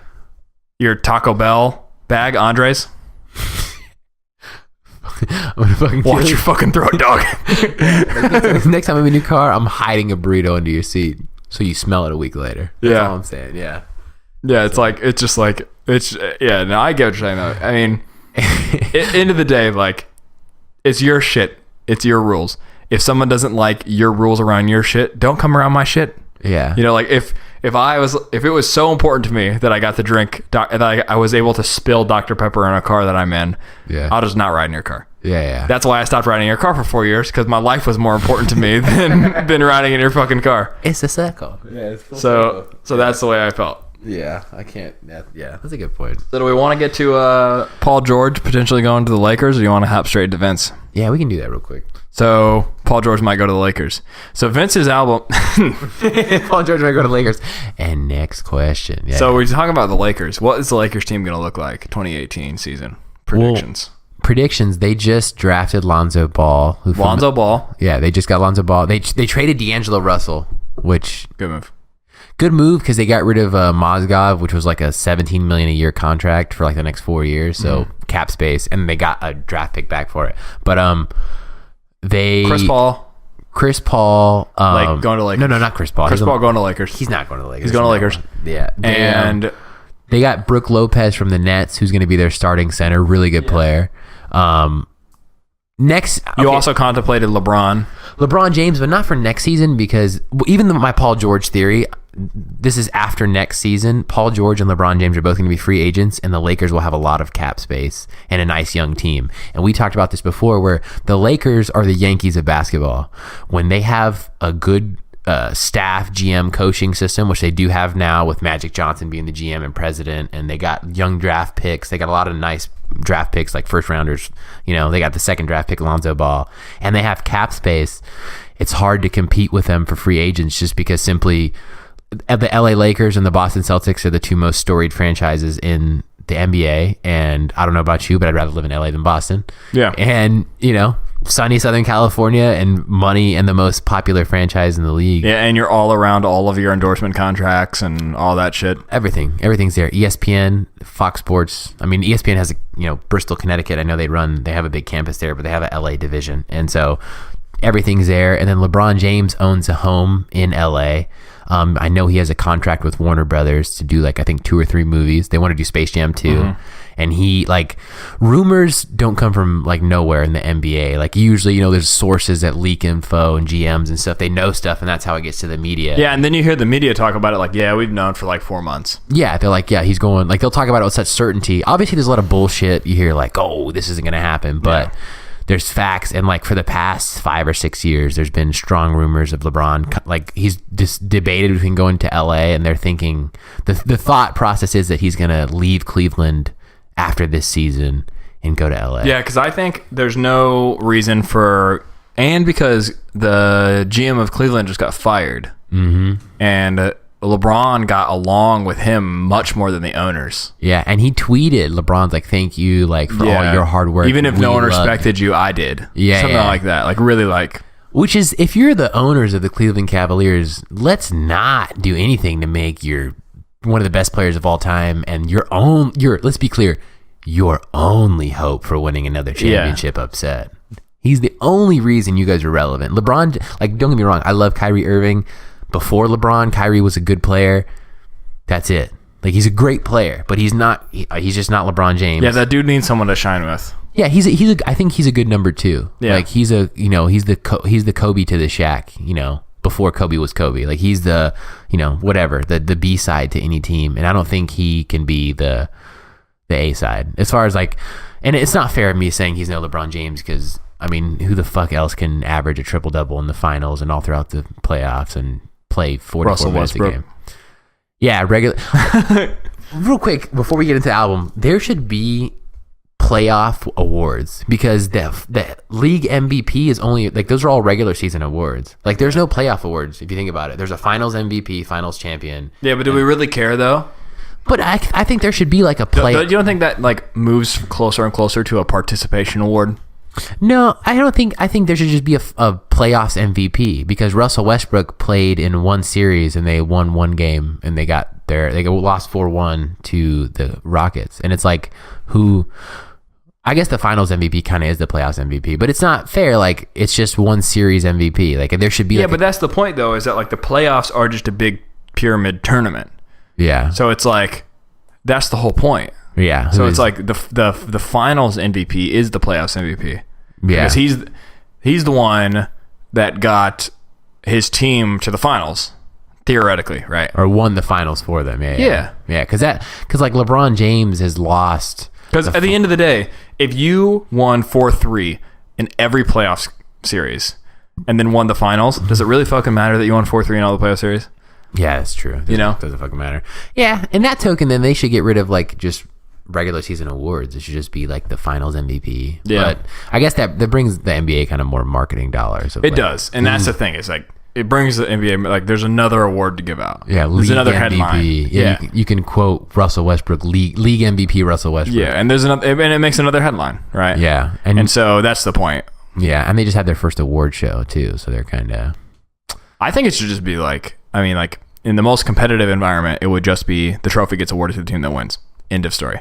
Yeah. Y'all get your ring. Peace. Yeah. No MVPs. You don't think you should be a finals MVP? I mean, like, that's the most competitive, and that makes it the most team-oriented sort of thing. Like, that's supposed to be the point, right?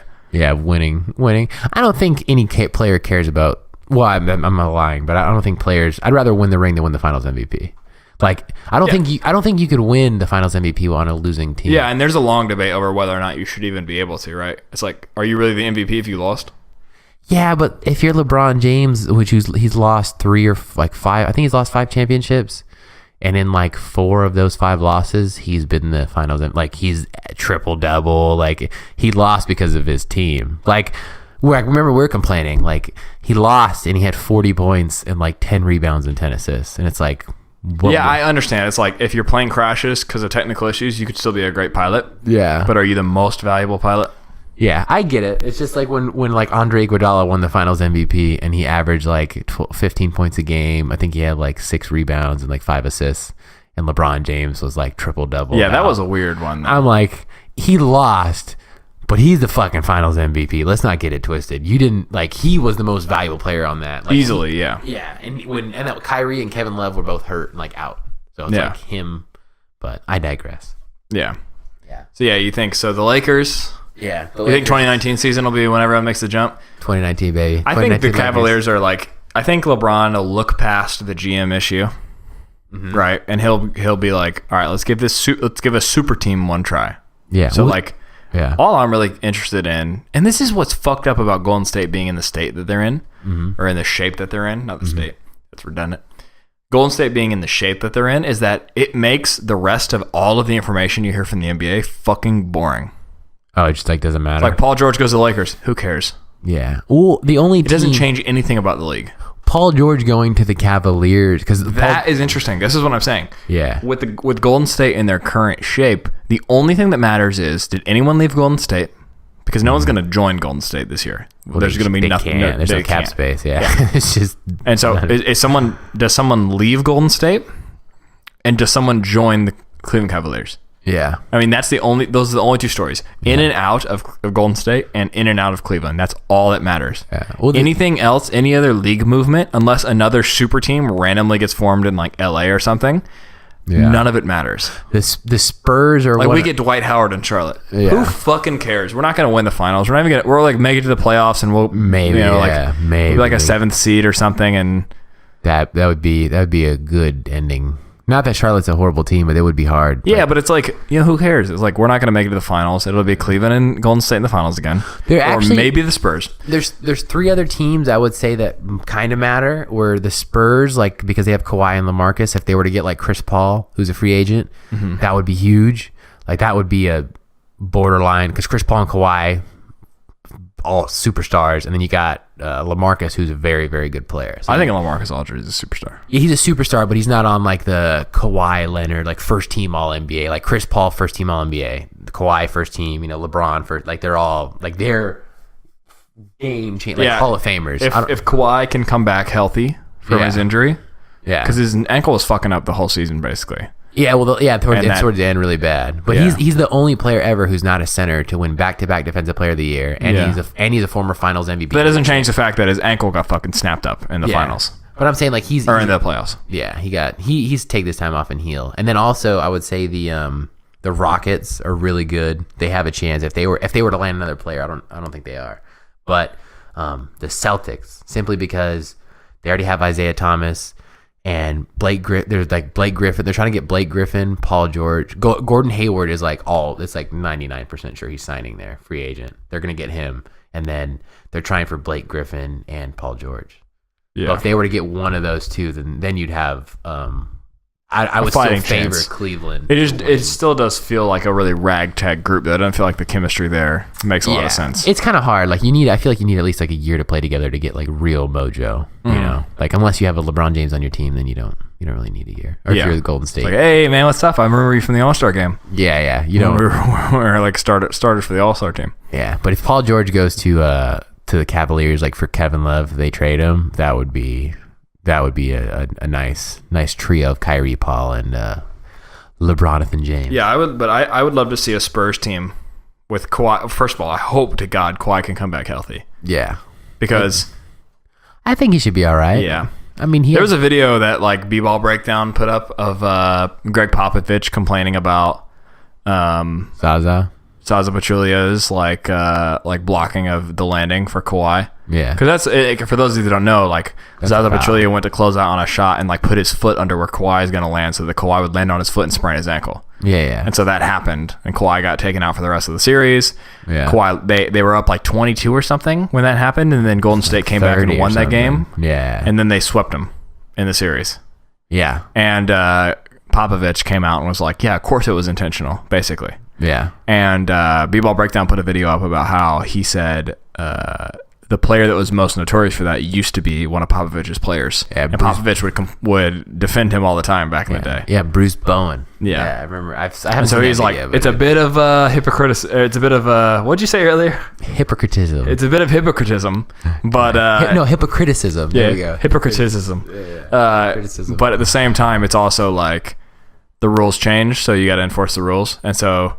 What Zaza did was fucked up, especially to like a guy like Kawhi Leonard. Come on, man. Who's not gonna like? I mean, it's just everyone does it though. It's like whatever I used to do in the past, whatever motherfucker. I'm gonna complain about it now. You know? Yeah, exactly. No one's ever gonna be. Kawhi comes back healthy. Kawhi, LaMarcus Aldridge, Chris Paul. That's nasty. That'd be a nasty team. Yeah, I think they could realistically beat the Warriors. Will still and be Manu. I mean, like, let's not discount the old man. Yeah, he's 40 though. I think he might need to. Yeah, but Chris Paul's getting up there. How old's Chris Paul now? It's like 32, 31. Bullshit. He's only like 31 years old, dude. Bullshit. You maintain that Chris Paul is ancient, and I'm telling you, he's like 32 years old. Well, how's your IRA doing? How's your AARP membership? You got a rough? What is he, 32? 32. Okay, he's not old. I mean, he's past his athletic prime, but he's still amazing. Yeah. Like he's not 28, which is like the ideal age for an Yeah, athlete. but I mean, like he.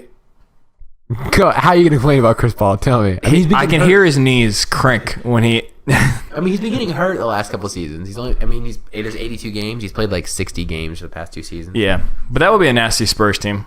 Yeah, and that would be a Spurs team that has a championship chance. Yeah, I think they it's really just like give Popovich some experienced players. Like his teams always have kind of skewed a little older.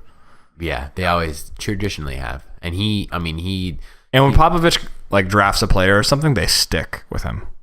Yeah, they got Kawhi Leonard outside. Like, I mean, he was like the 17th or 16th pick, and like no one, like they traded George Hill to get him. And like I remember when they got him, I didn't know Kawhi was going to be Kawhi. No one did, and they were just like, oh, some whatever player like outside the draft. Like the lottery is the first 14th team like picks, and it's like that's like where the creme de la creme players come from. Like the first 14 picks traditionally, and like. I think he's like they're saying the best non-lottery pick of all time, like as far as like what he's become, like Finals MVP, Defensive Player of the Year twice, and it's like Popovich just has a knack for discovering players that, or someone on that team does, or their scouting must be insane and their fucking coaching must be insane as far as like taking players that are average in college and then. It really seems to be that he finds a way, that team at least finds a way to build a relationship with players that don't have like that authoritarian figure. Yeah. Like Kawhi's father has been dead for a long time. Yeah. Before he was in the NBA, his father was killed when he was in high school. Yeah. Monty Ginobili and Tony Parker are foreigners, right? So they were looking for like an American home, and the Spurs seem to provide them that, Yeah. Like that seems to be what they are, that like we're your family sort of. Yeah, that's what it seems to be, at least. Yeah, they're the New England Patriots of the NBA. Yeah. Like they're just the continuous sustained dominance. Like the Spurs have made the playoffs the last 20 something years in a row, 22 years in a row. Yeah, which theoretically shouldn't happen because of like somehow some way wave theory. Yeah, and they've won 5 championships in that time. Yeah, so 1/4 of the time. In the last 20 years, they've won a title. Yeah. Which is huge. People might hear that who don't watch sports and be like, that's not a lot. And I'm like, that's a lot. Like winning 5 championships in like 15 years. Yeah, baseball players get a hit a third of the time. Not even. Oh, yeah. 3 out of 10, right? Yeah, third of the time. That's fucking crazy. Yeah. Let's talk about the album before I get depressed about how much money they make for being shitty at their jobs. Baseball is fucking hard. All right, dog. It is. It's statistically the hardest sport to be. I saw a dumbass Instagram post that was like, you get 10 pitches. If you can hit 1 homer, you get $1 million. And I'm like, no one reading this would touch the ball. No, not at all. You don't even understand how hard that is. It's statistically. Yeah, statistically, it's the most difficult thing in professional sports. Yeah, or even a sport to be good at as well. Yeah, like just as far as the amount of players that play and getting like that league. Yeah.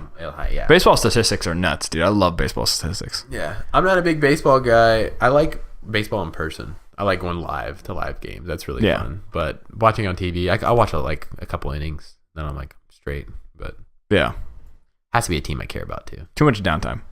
A lot of strategy in baseball, though.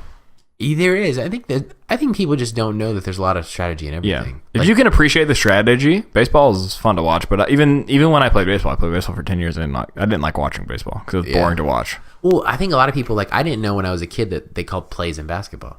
Like people just think if you're good at street ball, you'd be great at basketball. The New York Knicks runs the same play at the beginning of every single game. Watch it. Yeah, it's people don't. It's that triangle offense double screen for Carmelo where he takes the elbow jumper. Jeez. And the whole point is if Carmelo sees the first shot he takes of that game go in, he goes off. And so the first play of every single New York Knicks game is that Horns offense double screen for Carmelo off the second pick. He takes the left elbow jumper. I'm pretty sure the left elbow or the right elbow jumper. And if he makes that shot, he goes off that game. Yeah. That's the very first thing they do every single game. And people never think about that. They think like basketball players are just playing pickup ball. Like it's just like they're running around.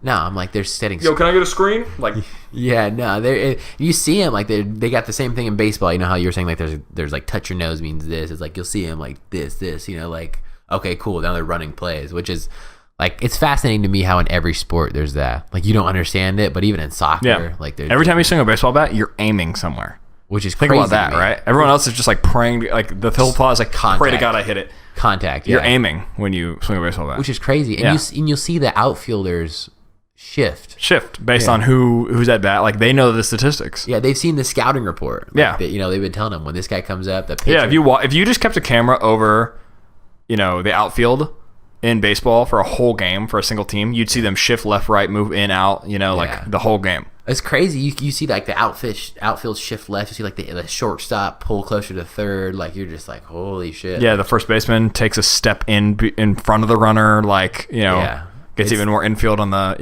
it's on nuts. The fielding. I didn't notice that until like I started playing like a MLB The Show or something, like some video game, and you could do it like shift infield. I was like, wait, what? And I'm like, you just never think about it, and you're like, oh, there's intricacies to everything. Like this album. The Big Fish Theory. By Vince Staples. I like how we're gonna came out June 23rd. Yeah, which was a few days ago. And what is it, like 12 tracks, 3 interludes?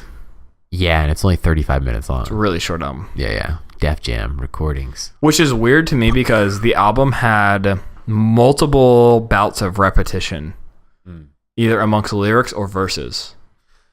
His delivery was also the same, I feel like, this whole album.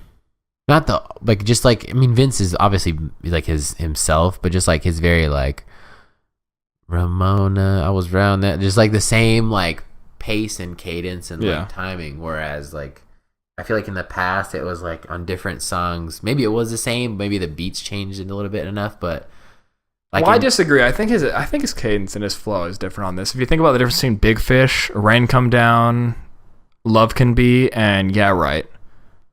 And 745, like those are all different cadence and flows. Yeah. And that's 5 of the 9 songs, basically. I guess I wish there was just a bigger difference. Like I wish there was like more, I don't know. I guess I'm used to like people like singing and rapping and doing, so it sounds like different shit the whole time. But I mean, I like the album. It's just like, well, it's tough too because we listened to Smino 2 weeks ago. Yeah, talk about a vocal performance. Yeah, see, I guess it's all over the fucking place. I feel like that's the way music is evolving. Too. Yeah, like especially rap music, a hybrid artist kind of. Yeah, like Bryson Tiller. We're talking about him. We're talking about different shit like that. And Brockhampton group, like everyone sounds different on that. Yeah, and this. I love fucking Vince Staples. I think he's fire, but I don't know. Like the album was cool. I like the theme of like the Big Fish Theory. I love the cover of the goldfish in the bowl. Yeah. In front of, and like, well, actually, it was like a glass. Yeah, like a glass bowl. No. It was like a cup. Oh yeah, in front of the fish bowl. Yeah, that's cool. Yeah. So it's like magnified. Yeah. The first track I love, it's called "Crabs in a Bucket." And I was like, that's a good, funny. But the album is really short and it's really cool. But at the same time, I'm getting a little annoyed. Not annoyed, but like these interludes where he does the sad singing stuff is really like, I don't know, man. Like, I get the point, right? Because it's like, it's just supposed to be an interlude track, and I know it's not supposed to be like proper singing, but we heard enough of it, I felt, on Prima Donna that I'm like, all right, I get it, Doug. Like, he can't sing, and he knows he can't sing, and that's kind of the point. But at the same time, it's like, this little light of mine, let it shine, let it shine. It's like that bad, and you're just like, oh my god, 50 seconds of this. Yeah, he's just very like, all for you to get shot at the end of an interlude, which is like seems to be happening all over the place now. Yeah, it's weird though. I do like in Summertime '06, he has that one song. It's called like Summertime, where it's like, this could be fair. Like sings it, and like they interviewed him like why he sang it. He was like, because I was trying to get SZA to do it, but like it just didn't work. She didn't get back to me in time, so I was like, so you just sang it? Yeah. So you just did it? You just thought like, fuck it, I'm the same, SZA? You. Me. Yeah. But I mean, that one worked. But yeah, I agree. Like he sings. I think his voice carries better emotion though, as far as like him getting shot. Like, but yeah, he does it a little too often for me. I like. I mean, there were some hits on here. Like I'd heard Back before this. Back or whatever. Yeah. It came out like 6 months ago as a single, and like I was bored one time, and I was like, I wonder if Vince dropped anything new since Prima Donna, and it was like Back single. Yeah. I liked it. It was like the pace. Yeah, you made an astute point when we were texting about it, how you think that it's very Clams Casino inspired. Yeah. And I heard that throughout the album. It's very Clams Casino, but also GTA produced on it, and GTA had made that song with him, A Little Bit of This. Have you heard that song? Not that comes to mind. It's something we'll get shit popping. It's like a party song. It's like little bit of this, little bit of that, and it's like a party song.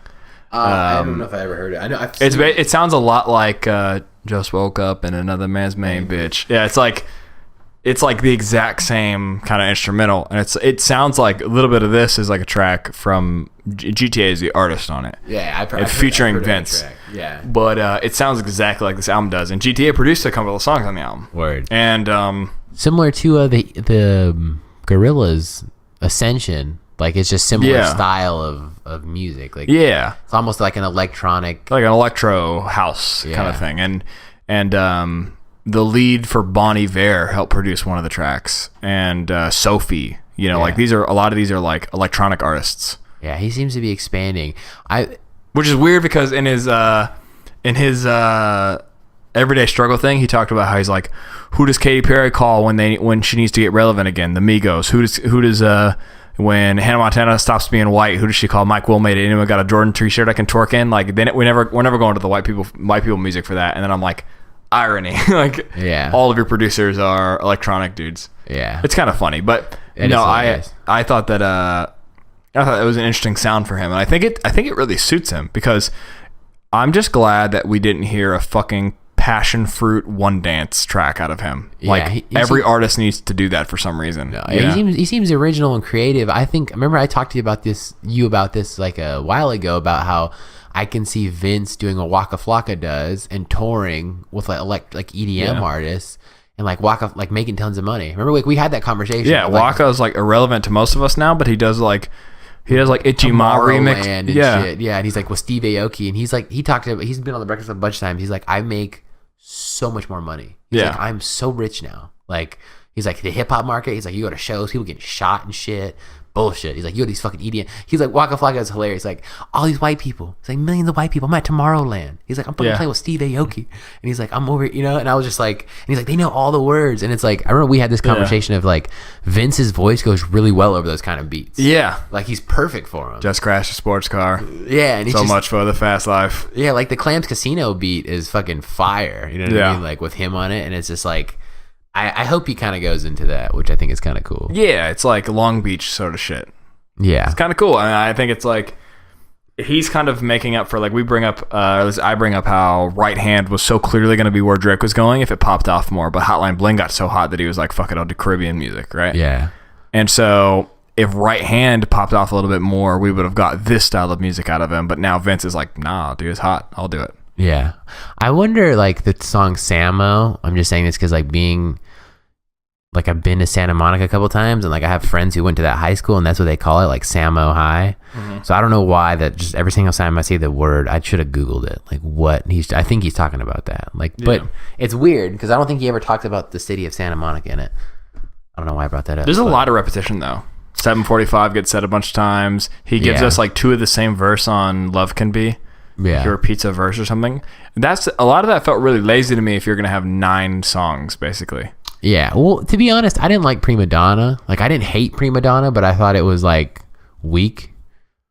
And I'm saying 9 songs. It's really more like 10 songs. Yeah, well, I mean, it's only 35 minutes long. Yeah, so but there's, like, an interlude at the end of a song kind of thing, you know? Alyssa interlude. The first one's an interlude, basically, Crabs in a Bucket a little bit. Like, there's, like, 3 or 4 interludes on here. But, yeah. No, it's, like, I get what you're saying. Like, I liked Prima Donna a lot. But then again, when I think about Prima Donna, all I'm thinking of is that Smile track. Smile for me. Yeah, I mean, there's like a couple of them on there that were cool, but like, I think because we got Summertime '06, which was a double album, but hilariously, I looked back at it and it's only 56 minutes. Yeah. So like, I don't know why in my head, because it's a double album. Like, well, it's 20 songs. You're like, holy shit. Yeah, but then you look at the time and it's like, 20 songs, 3 minutes a song, 60 minutes. Yeah, which is not that bad, I guess. No, it's like a pretty typical album, hour long. Yeah, but I guess because like you're saying, seeing 20 tracks, you're like, fuck me, you know. Yeah. But then you got like the 2 interludes at the beginning. But anyways, I guess I'm used to like longer albums. So like when he dropped the Prima Donna, because I think the Prima Donna EP is just as long as this, isn't it? Yeah, and it's only like 8 listings. And this I didn't check the. Well, that's because Prima Donna was supposed to be a part of a screenplay. Yeah, which I watched. I did not, but I need to. It's actually pretty good. Yeah. Like, I normally don't like, well, I mean, I'm pretentious. So when a rap artist is like, check my screenplay out, like Joyner Lucas, how he makes his music videos before he makes his songs, like that kind of thing. Yeah. I'm always just like, fuck you. Like, you know, I mean, and I'm joking, but like, you know, unless you're Childish Gambino, I just don't feel like your screenplay is going to be any good. Speaking of which, it's like, and here's why I think this. I'm going to back up why I think this. Have you ever seen a Rick Ross or a Meek Mill music video where it's like they rob a bank and she's a fire bitch and she shoots at us and we duck and we cap back and then we rob another bank and we gangstas Rolex MMG Rolex music, you know, whatever, and you're just like, maybe is anyone just like, damn, did Tarantino direct this? No, you never think that. You think one dude who sat down high for half a day thought, you know, it would be sick, dog. Yeah. If we robbed a bank in a music video and it was a bunch of girls in high heels with like machine guns. I'm like, are you describing a joke in Austin Powers to me or a music video that's actually supposed to be taken seriously? Fantasy of yours? So this is my problem, right? That's your typical rap music video, right? Yeah. And that's your rap screenplay. Like Liddy by Meek Mill has like a narrative. I didn't see the video. It's like a chick robbing a bank in high heels with a fake ass. It's like with a machine gun. Like that's the thing. I saw, and like the video was like 8 minutes long. Even I was like, that is even an interesting like different video. That fucking Weekend video, you know, where he like first persons it. Oh, like Starboy. Another bank robbery. Yeah. It's like, is this all we think about? Are you literally just like, what's the first mission in the most recent GTA game? Let's do that. You know, I mean, that's like. That's how every fucking rap music video. Yeah. That's how every fucking rap music video is. And so whenever I see a rap artist that has like a screenplay, I'm like, oh, I get it. Unless you're like a Childish Gambino type, because then you're like, okay, well, he has some film background.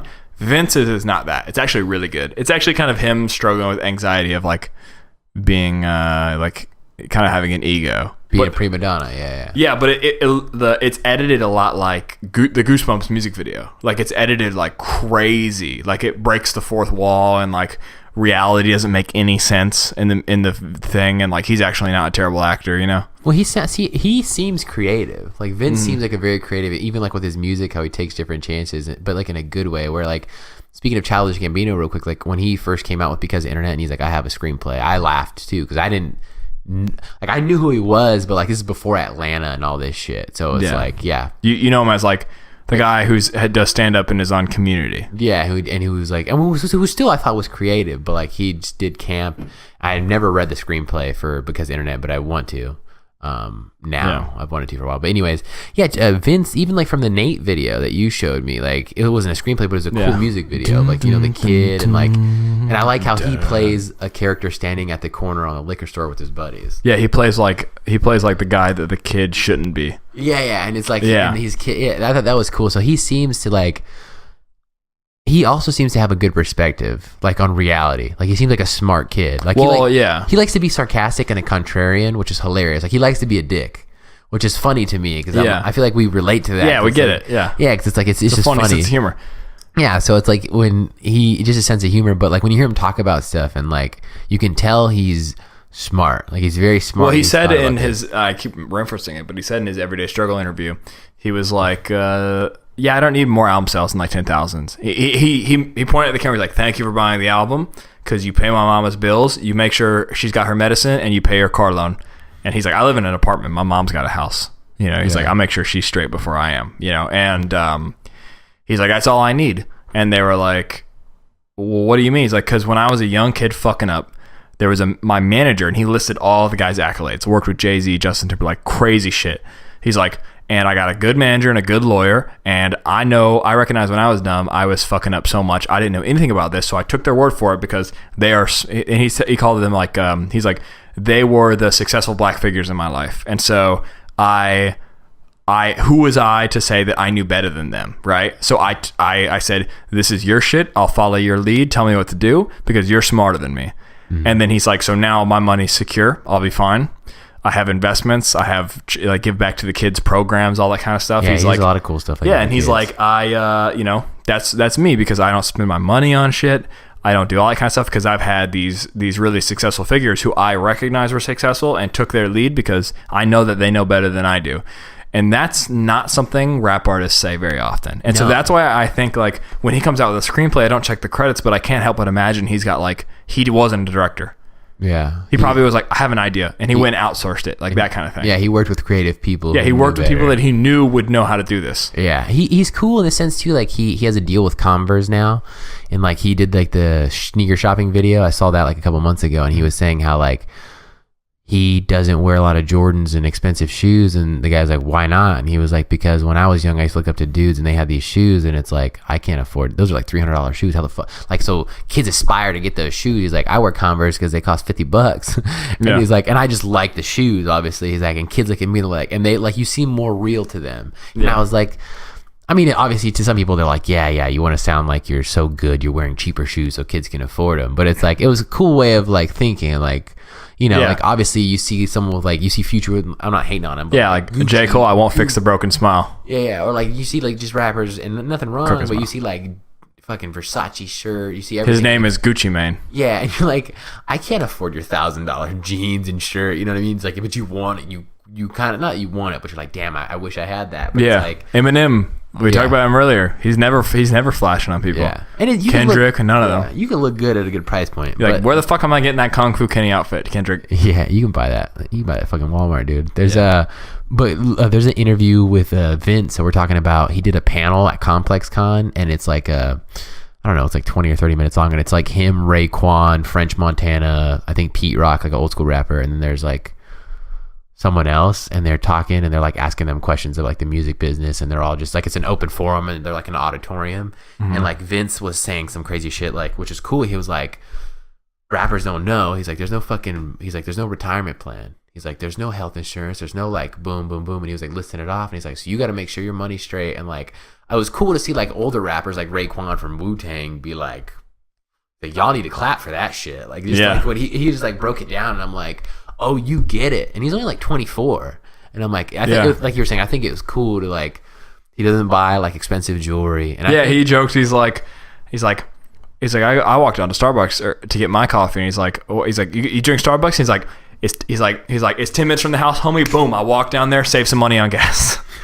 You know what's funny though is people probably think like he's broke. He's probably rich as shit. Not really like billionaire rich, but I'm sure he makes millions of dollars. Like to tour and shit. I'm sure he charges like $50,000-$60,000 a show. You know what I mean? Like, and you know, he tours all the time. He does shows, so it's like. Now, I will say though that he did go on the Breakfast Club, and when some of his ideas started getting challenged by the likes of like Charlemagne, he did seem to back down pretty quick. Really? Yeah, and that's just a thing of I do that all the time. Yeah, it's like I think it's part of just being young, right? Yeah. But and Charlemagne is like, hate or love Charlemagne.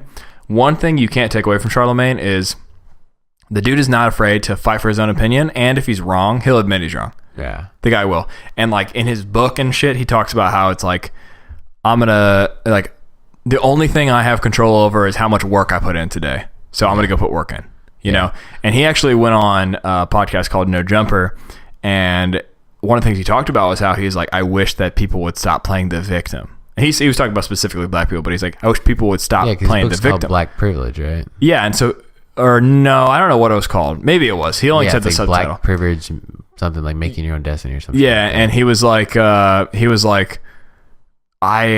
tired of people playing the victim. He's like, get up today, do something. He's like, don't just sit at the crib and smoke weed and talk about how hard it is, you know. And he's like, so like that's his whole mentality, right? Yeah, you know. And like, if you have a, problem with that, like, I'm not promoting his message or whatever. Yeah. I actually vibe by the same mentality, but I know it's different, you know? Yeah. But like, I agree with that, like, state of mentality. I think that like, that's a very productive mentality to have. I think you see some figureheads in hip hop now turning to that. Like, the change has got to come from you, like J. Cole sort of thing. So, yeah. Change got to come from the inside. Yeah. Like, and that's sort of becoming the motto. Yeah. But, yeah, no, I think that once he was in that environment, it sort of looked like it sort of looked like he could be shook on some of his opinions slightly. Which I think is a but that's healthy. Yeah, it's healthy to be like, that's how it's supposed to be. Yeah, process information, be like, oh, you might be right. You got to be like, that's a good point. Fuck. Yeah. Well, Charlemagne, I really like Charlemagne. I don't want to say a big fan, but I like his questions and stuff. I don't like sometimes he suffers from the condition of I'm just being honest, so I can be an asshole sometimes. Yeah. And that's how I'm like, okay, like it's like the difference between being politically incorrect and a dick. Yeah, but then I'm like, you're honest. You're like, oh, I'm just being honest. I'm like, yeah, but then that sounds like a Real Housewives of Atlanta kind of thing. Yeah, but you can't be surprised. I'm just real. If I'm real, you can't be upset at my reaction to you being honest. Then if you're like, well, I'm just being honest, so I think your music is whack as fuck, and it's like, all right, well, here's my genuine reaction. Yeah, and I think you're a bitch ass motherfucker. So what do you want to do? Yeah, and it's just like then all of a sudden it's like, well, I'm just being honest. It's like I'm being honest too. I'm being honest. So that's what I do like him. And the black privilege thing, I think the mentality that he's promoting is a good mentality to promote. I also think you have to recognize where like inequality is and recognize it. But I don't think if you suffer from it, should like. Yeah, and actually the host of the show, like they're like us. They have like, they're a mixed show. Like, so the host is white, the co-host is black. Yeah. I don't know if that's always the way that it is, but like, cause I've seen a different cast on different episodes, but, the white guy was like, yeah, it's important. And I could tell like he probably felt similarly to how I felt, where it's kind of like you vibe with the message, but you also probably not your realm of conversation. So you kind of backing out from it. And he's like, it's important to, he's basically said, I think that's a great message to promote to people. At the same time, you do need to recognize that, like, regardless of race, you're born in a poor situation. It's not fair. Yeah. But you make the best out of your situation. That's kind of the whole message. Yeah, I think that's the message for everybody. Like you were saying, no matter what race, it's just kind of like playing the victim doesn't get you anywhere, and not even playing the victim. Sometimes you're the fucking victim. Yeah. But it's sad, but like it's not usually going to get you anywhere. Yeah, and Vince has a similar mentality where he was talking about how he's like, I was from a place where, for fun, we go around and shoot people up. And he looks at the camera like dead ass. He's like, which is fucking stupid. Don't do it. That kind of thing. And he's like pissed at himself for having been a part of that.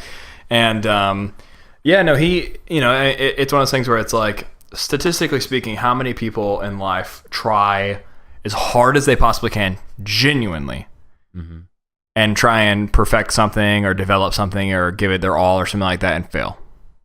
I think almost versus people that try like nothing, right? Yeah, I think it's almost none. Not that no one does it, but it's all. Yeah, I mean, I'm sure there's like you could point to a couple people out there with everything. You could point to some externality, but you could point to a couple people that gave it their all in life and tried to like master a craft or master something or do something or gave their business all of their attention and really like kept a head on them about it and failed. Yeah. Well, it also depends on what your all is. Like if you're literally like, because what I imagine giving your all is like if you're dedicated, let's say, to being a professional football player and you're a teenager, do you wake up at 6 a.m, 5 a.m, and run drills?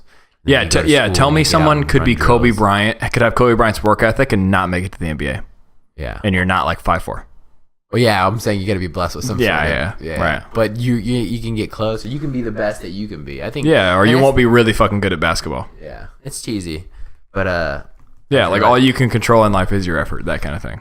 I just realized we're not talking about the album at all. Well, I don't know. There's not a lot to talk about on the album because it's like, which electronic beat do you want to talk about? Yeah. How do you like the sound for him?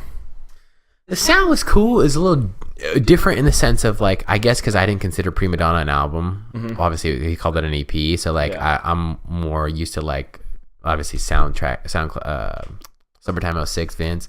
It's not different in the sense of like we just spoke about how on Ascension from the Gorillaz and whatever the fucking track with Clams Casino, I forgot what it's called, Levels or something. 32. No, Levels is that famous one with A$AP Rocky. It's Clams Casino.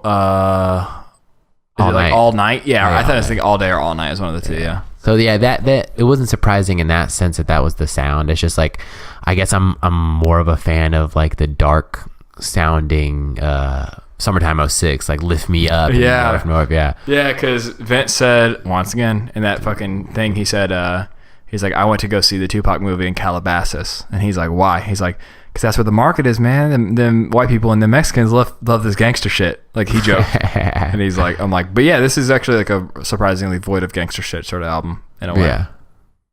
Which is I like we were talking about this earlier because you're not a huge Logic fan, and I was saying how his first album is my favorite album, like one of my favorite albums of all time, in the sense of like I'm a fan of like the struggle albums of like because I don't know, it just sounds more relatable. Like, I made it. Good Kid, Mad City. Yeah, and see, album. I actually really like the celebration. So like I love Graduation because it's like a celebration. It's like we made it. Yeah, I fuck with Graduation too. I'm not saying I dislike him, but this one is just different, and I like this album. I mean, I would say it's a cool.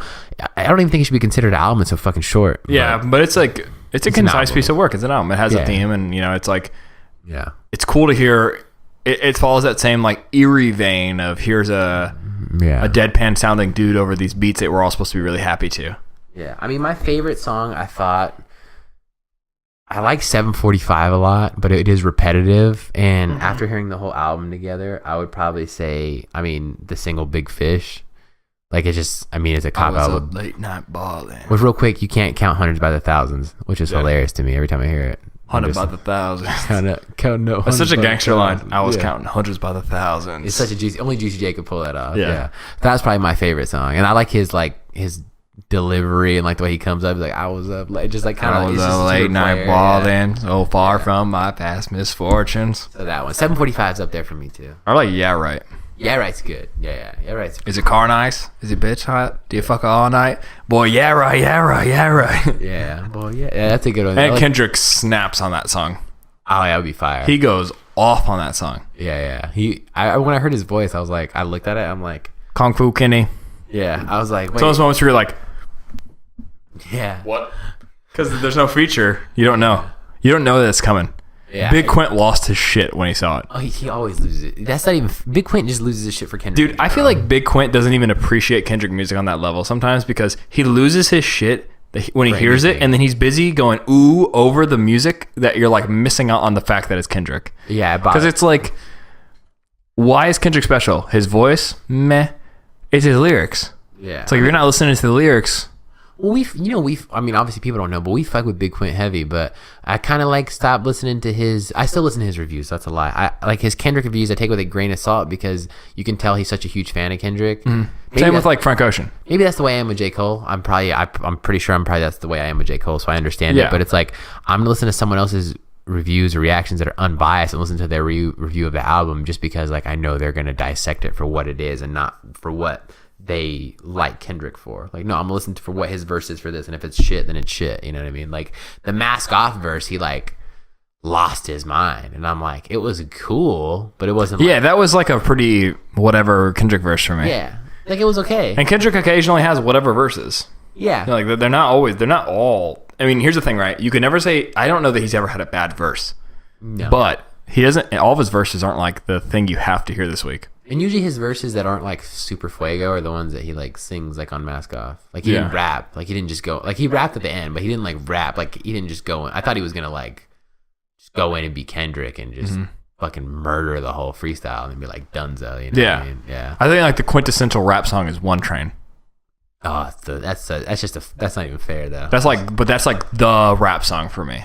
Yeah, but every time you it's like, if you want to hear what a song full of nothing but fire verses sounds like, except for Bitch Pussy Smell Like a Penguin. I love that line. Then go ahead and listen to One Train. Yeah, I love that. And I think Raph has a chance at that. But the problem is that like I don't like Quavo on Raph by A$AP Rocky. Yeah. And I'm dripping off Raph. One of my favorite Quavo. Rick Owens be the tag. One of my favorite Quavo verses is Pick Up the Phone. Yeah. Birds in the trap sing by McKnight. I love that. Percocets and codeine in the afterlife. Yeah, I love that. I liked Frank Ocean a lot on Raph. Yeah, I can't like dragging on the floor, bitch. Yeah, when I first heard it, I was like, "Is that Frank?" Like, I didn't even know it was Frank Ocean. I was like, "That's weird." Apparently, Playboy Carti's on that song, and all he does is ad libs on the chorus. Have you been seeing the XXL freshman freestyles and like the freshman list? I saw the freshman list. I didn't watch. I usually don't watch the freestyles unless it's someone I like really. You should watch Playboy Carti's freestyle. Is it good? Do you think it's good? You know how I told you I've been battling with Magnolia? How I've been trying to listen to Magnolia and like it, and I can't do it. Yeah. I've been like, what is this shit? Yeah. Dude, that freestyle. Trash. Garbage. It's so trash. Yeah. Dude, it's one of the only freestyles on XXL's history I've ever seen that is coming close to a 50% like dislike ratio. Oh my God. And some people are like hot, and other people are like, the comments are all roasting him. Yeah. Are you serious? Yeah. It's crazy. Denzel Curry did an interview talking about the process, and they were like, do you guys do it like in one take? And he was like, fuck no, you're there all day. He's like, they record it like 30 times. Yeah. And they're like, so was it written shit freestyle? He's like a lot of people write stuff and then they like freestyle the rest of it. Some people just freestyle. He's like, but you do it so many different times. He's like, I did it like 10 different ways. It was like I had like 8 bars written, and then I like freestyled the last 8 the first couple times. Then he's like, you just keep doing it. And he's like, they take like the best clips of like the best, like they'll take like your best try out of like all 30. Mm-hmm. So after hearing that, I'm like, how do any of you guys have bad ciphers? Yeah, and Kyle's just came out, and his was good. Yeah, I think his is the best so far, actually. If you were going into the freshman freestyle, would you not write the whole thing? Of course I'd write the whole fucking thing. Of course. It's my time to shine. Because a freestyle technically is spitting a verse over a beat that you never spit it over. Yeah. It's not that you go like... Yeah, it's not off the top. That's a different thing. Oh, I would write that whole thing. Yeah. Oh my God. I would have the most fire verse, and all 30 times I do the same thing. Yeah. I'd just be like, what are they doing? I'm like, I'm getting it right. Yeah. I'm trying to nail this delivery. Yeah. Made in Tokyo did his today. Was it good? No. And his was like... He was bragging about being a mumble rapper and how old heads hate him because he's a mumble rapper. I'm like, you're a mumble rapper, Skateboard P. Yeah. What? Copying. No, you're not. Yeah. He's not. He's. And so Kyle had one. Yeah. And it was very Kyle. It stuck to him. He shouted out his mom in the beginning. Yeah. And then like PNB Rocks was okay, but I don't like his delivery at all. And then Ugly Gods was fire. I don't know anyone on the freshman XXL besides Kyle, Made in Tokyo, Playboy Cardi, and like Temptation. Temptation, but I've heard of Ugly God. I think I may have heard one of like Water. Yeah, and one of his freestyle lines was, "I came off of water like Aquafina and Fiji."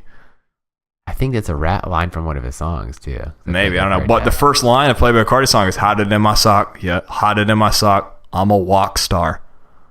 What is walk star? I don't know. Like that's how he fumbled the word rock star. They kept that in. Out of his 30 takes, the best one, he couldn't say the word rockstar. That's just what Denzel Curry said for theirs. That's what he was saying. They may have done theirs in one take. I highly doubt it. Yeah, but you think of anyone on the fucking in any past 5 years, except for maybe Travis and Logic. Do you think anyone except for and Kendrick, and I guess Kendrick was 2011. Q, Absol was 12. No, Q was 13. Absol was 12. Oh, well, whatever. 2 years ago then. Do you think anyone on last year's XXL freshman needed to go 30 times more than Denzel Curry? You think Denzel Curry was the most surefire gonna kill this first try, no one needs to do it the second take? Yeah. So that was so guaranteed. Yeah, he did well in his. I like. And then Dave East maybe. Like he would have killed it, right? Dave East did well. Yeah. He did well. Lil Dicky did it. Yeah. Yeah. Lil Dicky was on the same one I think as Denzel Curry in the white robe. Yeah. I don't know. Young M.A. probably did a good job. The one. Yeah. The chick. Yeah. She was all right. There's been some good ones like throughout, but it's just like, it's crazy how if you go back, and obviously this is due to time, so more things have transpired. But if you look at like XXL freshman covers, it's like 2013 was like Q. I think Soul was on the same one. Mm-hmm. Like, I forgot who else. You know who was never on one? A$AP Rocky was on that one too, I think. Drake was never on XXL. I don't know how long they've been doing it. He turned it down. Did he? Well, apparently it was like they started doing it like past his hot prime, and he was like, nah. Same with Nicki Minaj. Yeah, they started doing it like 2009, right, or something like that. Yeah. And there's a cool picture I saw of an old Complex magazine picture, and it's Drake, Kid Cudi, and Wale, and it's like a Complex magazine like photo shoot, and they're sitting like in a laundromat. They're each sitting on different like washer machines, and they're like talking and laughing. And it was like from 2009, and it was like, it had like a Kid Named Cudi mixtape like under his. It had like Attention Deficit under Wale, and like So Far Gone under Drake. And they were like talking and laughing, and I was like, I can't believe that was almost 10 years ago. Yeah. Like, because I remember being not a kid, but I remember watching like MTV and stuff. And remember Kid Cudi like Day and Night first came out, and I was like, who the fuck is this guy? Like, and so it's crazy to me. Like, I don't know. That's just like, it's nuts how like people who are rapping now, like those were their idols. Like Travis, so we talked about this before. It's like Kid Cudi was like his fucking guy. You know what I mean? And I'm an old man now, so yeah, it's crazy, right? Yeah. So what's your favorite track on the album? Love Can Be. Love Can Be. I also really like Yeah Right. I think Yeah Right's probably better for me. Love Can Be. I have the problem with that repeating verse. Yeah.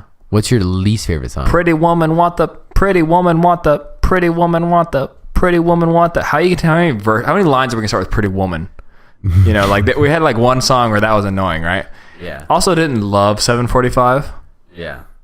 My least favorite song though, if it's not 745, it's probably Bag Back. Bag Back. Which one is the one where they sampled the Temptation songs? I Wish It Would Rain. Sunshine, blue skies, please go away. You know what I'm talking about? Is that Rain Come Down? Rain Come Down, yeah. That pissed me off. Ty Dolla $ign?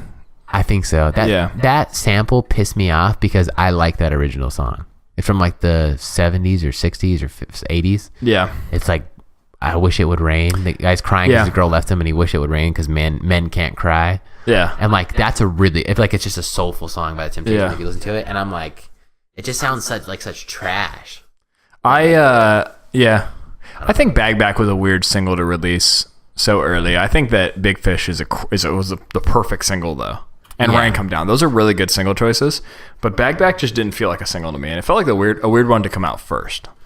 Yeah, it didn't seem like it would be on, like it didn't fit with the like theme of the album, I guess. But it was cool. Like, I mean, I liked it when it came on a single. Like, it was very like pro-black in the sense of like tell the government to suck a dick because we on now. And there's like I forgot, there's like a lot of lines in there. He's just like a lot of like political, like prison system broken. But like he talks about Vince Staples shit.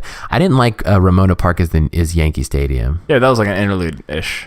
Yeah, when I was listening to it, I just like let it all play, and it was just like when I saw the title track, I thought it was gonna be a good song because I was like, okay, he's from Ramona Park, he's trying to say Yankee Stadium, like. Yeah, I think you honestly can get away with like mentioning interludes because it's such a short album. Yeah, well, there's so many of them too. Like, there's just all over. I guess, I mean, if you want to pick a song, let me look at the list. Yeah, like the first track, if we're picking it as a track, like with the interlude at the end, and like when he shoots himself or gets shot or whatever, it's kind of just like. Yeah. I don't like Crabs in a Bucket either. I feel like that been played out. Yeah, and especially now that Kendrick did it on Blood, it was like, all right, how many times is someone gonna get shot in an interlude right at the end? Yeah, I didn't like Crabs in a Bucket. I mean, just like the way it started, it was interesting, and then it was just kind of redundant. Like it went on too long. Dun, dun, like the noise. I'm like, all right, play the fucking song. And then Big Fish came on, and I was just like, I started like wobbling the shoulders and stuff. Yeah, that one was cool. Yeah, Big Fish actually maybe should be my favorite song because it's like how I told you Fake Love is my favorite song on More Life because I listened to it 150,000 times before the actual playlist came out because it's not an album. And didn't Drake say that? Not an album, it's a playlist. They say that? Yeah. Yeah, they're like advertising it as a playlist, not an album. I don't know if that's genius or stupid, but most fucking plays ever. But I guess it was a good move. Yeah, apparently, right? So I think I listened to Big Fish over and over and over again, you know, before this album came out. Yeah. So maybe it deserves my favorite song. But then I really like Love Can Be and Yeah Right. Those are so good. Those are so good. Yeah Right. Yeah Right like is a little song. Distorted, which is my problem. Like the mastering. The yeah Right. Yeah. The mastering is all like not all fucked up because like clearly this whole distortion wave is becoming a thing with X and Ski Mask and those guys. Bad quality is sounding good again. Yeah, bad quality is like becoming a thing again. Yeah. Which has always been a thing in punk music. But like lo-fi sounds, you know, granular shit. Kanye did it a lot in 808s too. Yeah. And in Jesus.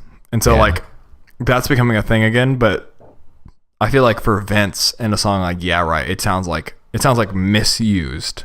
The whole point of having a bad quality, if you're going to call it that, in a song is that you might like distort your bass line, but then leave everything else intact and make sure it doesn't clip. This is a different audio quality, which is it sounds like it's clipping, which is huge no-no in audio. You do not want your shit clipping. And so coming from my perspective of having worked with audio for a really long time, it sounds to me less like you amped up like some tube filter or some distortion on a bass, and instead you actually just dead ass exported your WAV file and then like turned it up beyond so it started clipping. And so that's like that's not good. whoever mixed it and mastered it needs to get fired. Nah, because it's like it fits the thing. Yeah. No, the yeah right part, like the distorted, like, yeah right. I thought that was like one of the most memorable parts of the album. Yeah. Not that like I just remember it the most. Like when you're saying yeah right, I hear like the voice playing in my head. So, like it was super memorable. I mean, it's like how I don't remember the artist. I'm gonna fuck it up. Or the author. I'm gonna fuck it up. But like you could purposely misspell a few words in your book so that you draw attention to a sentence. Mm-hmm. Like that's a thing that happens. I think like T.S. Eliot might have done that. Misspell words to draw attention. Like purposely misspell some words within sentences to draw attention to the subject of the sentence. Because it catches your eye, a misspelled word, so you start thinking about the sentence much more because you're spending more time looking at it.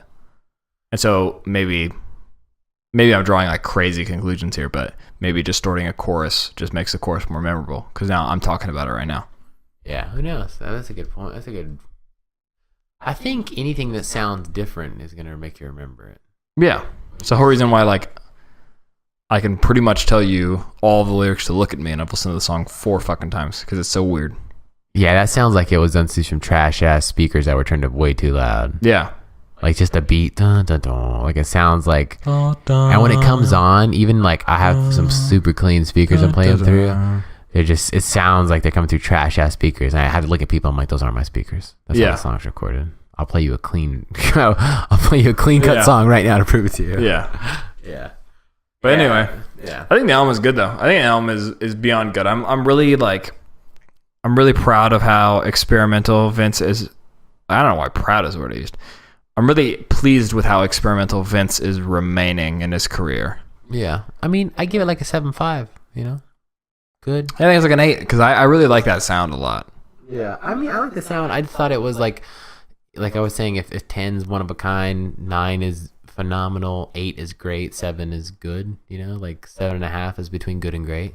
Like it's a good, like I thought it was good. Like I didn't think there's anything like really bad about it. I mean, that's a lie. I mean, the interludes and stuff were okay, but it's okay. Like it wasn't nothing memorable. Like to me, Summertime '06 was like, I think was better than this. Yeah, but the problem with Summertime '06 for me is that it really did feel like throwing darts at a dartboard and hoping to hit a hit because it's 20 songs and how many do you remember? Loca, Blue Suede wasn't even on there. It's like Senorita. Yeah. Lift Me Up was good. Lift Me Up and North. Yeah. Like those are what you remember. Yeah. You don't remember the other songs.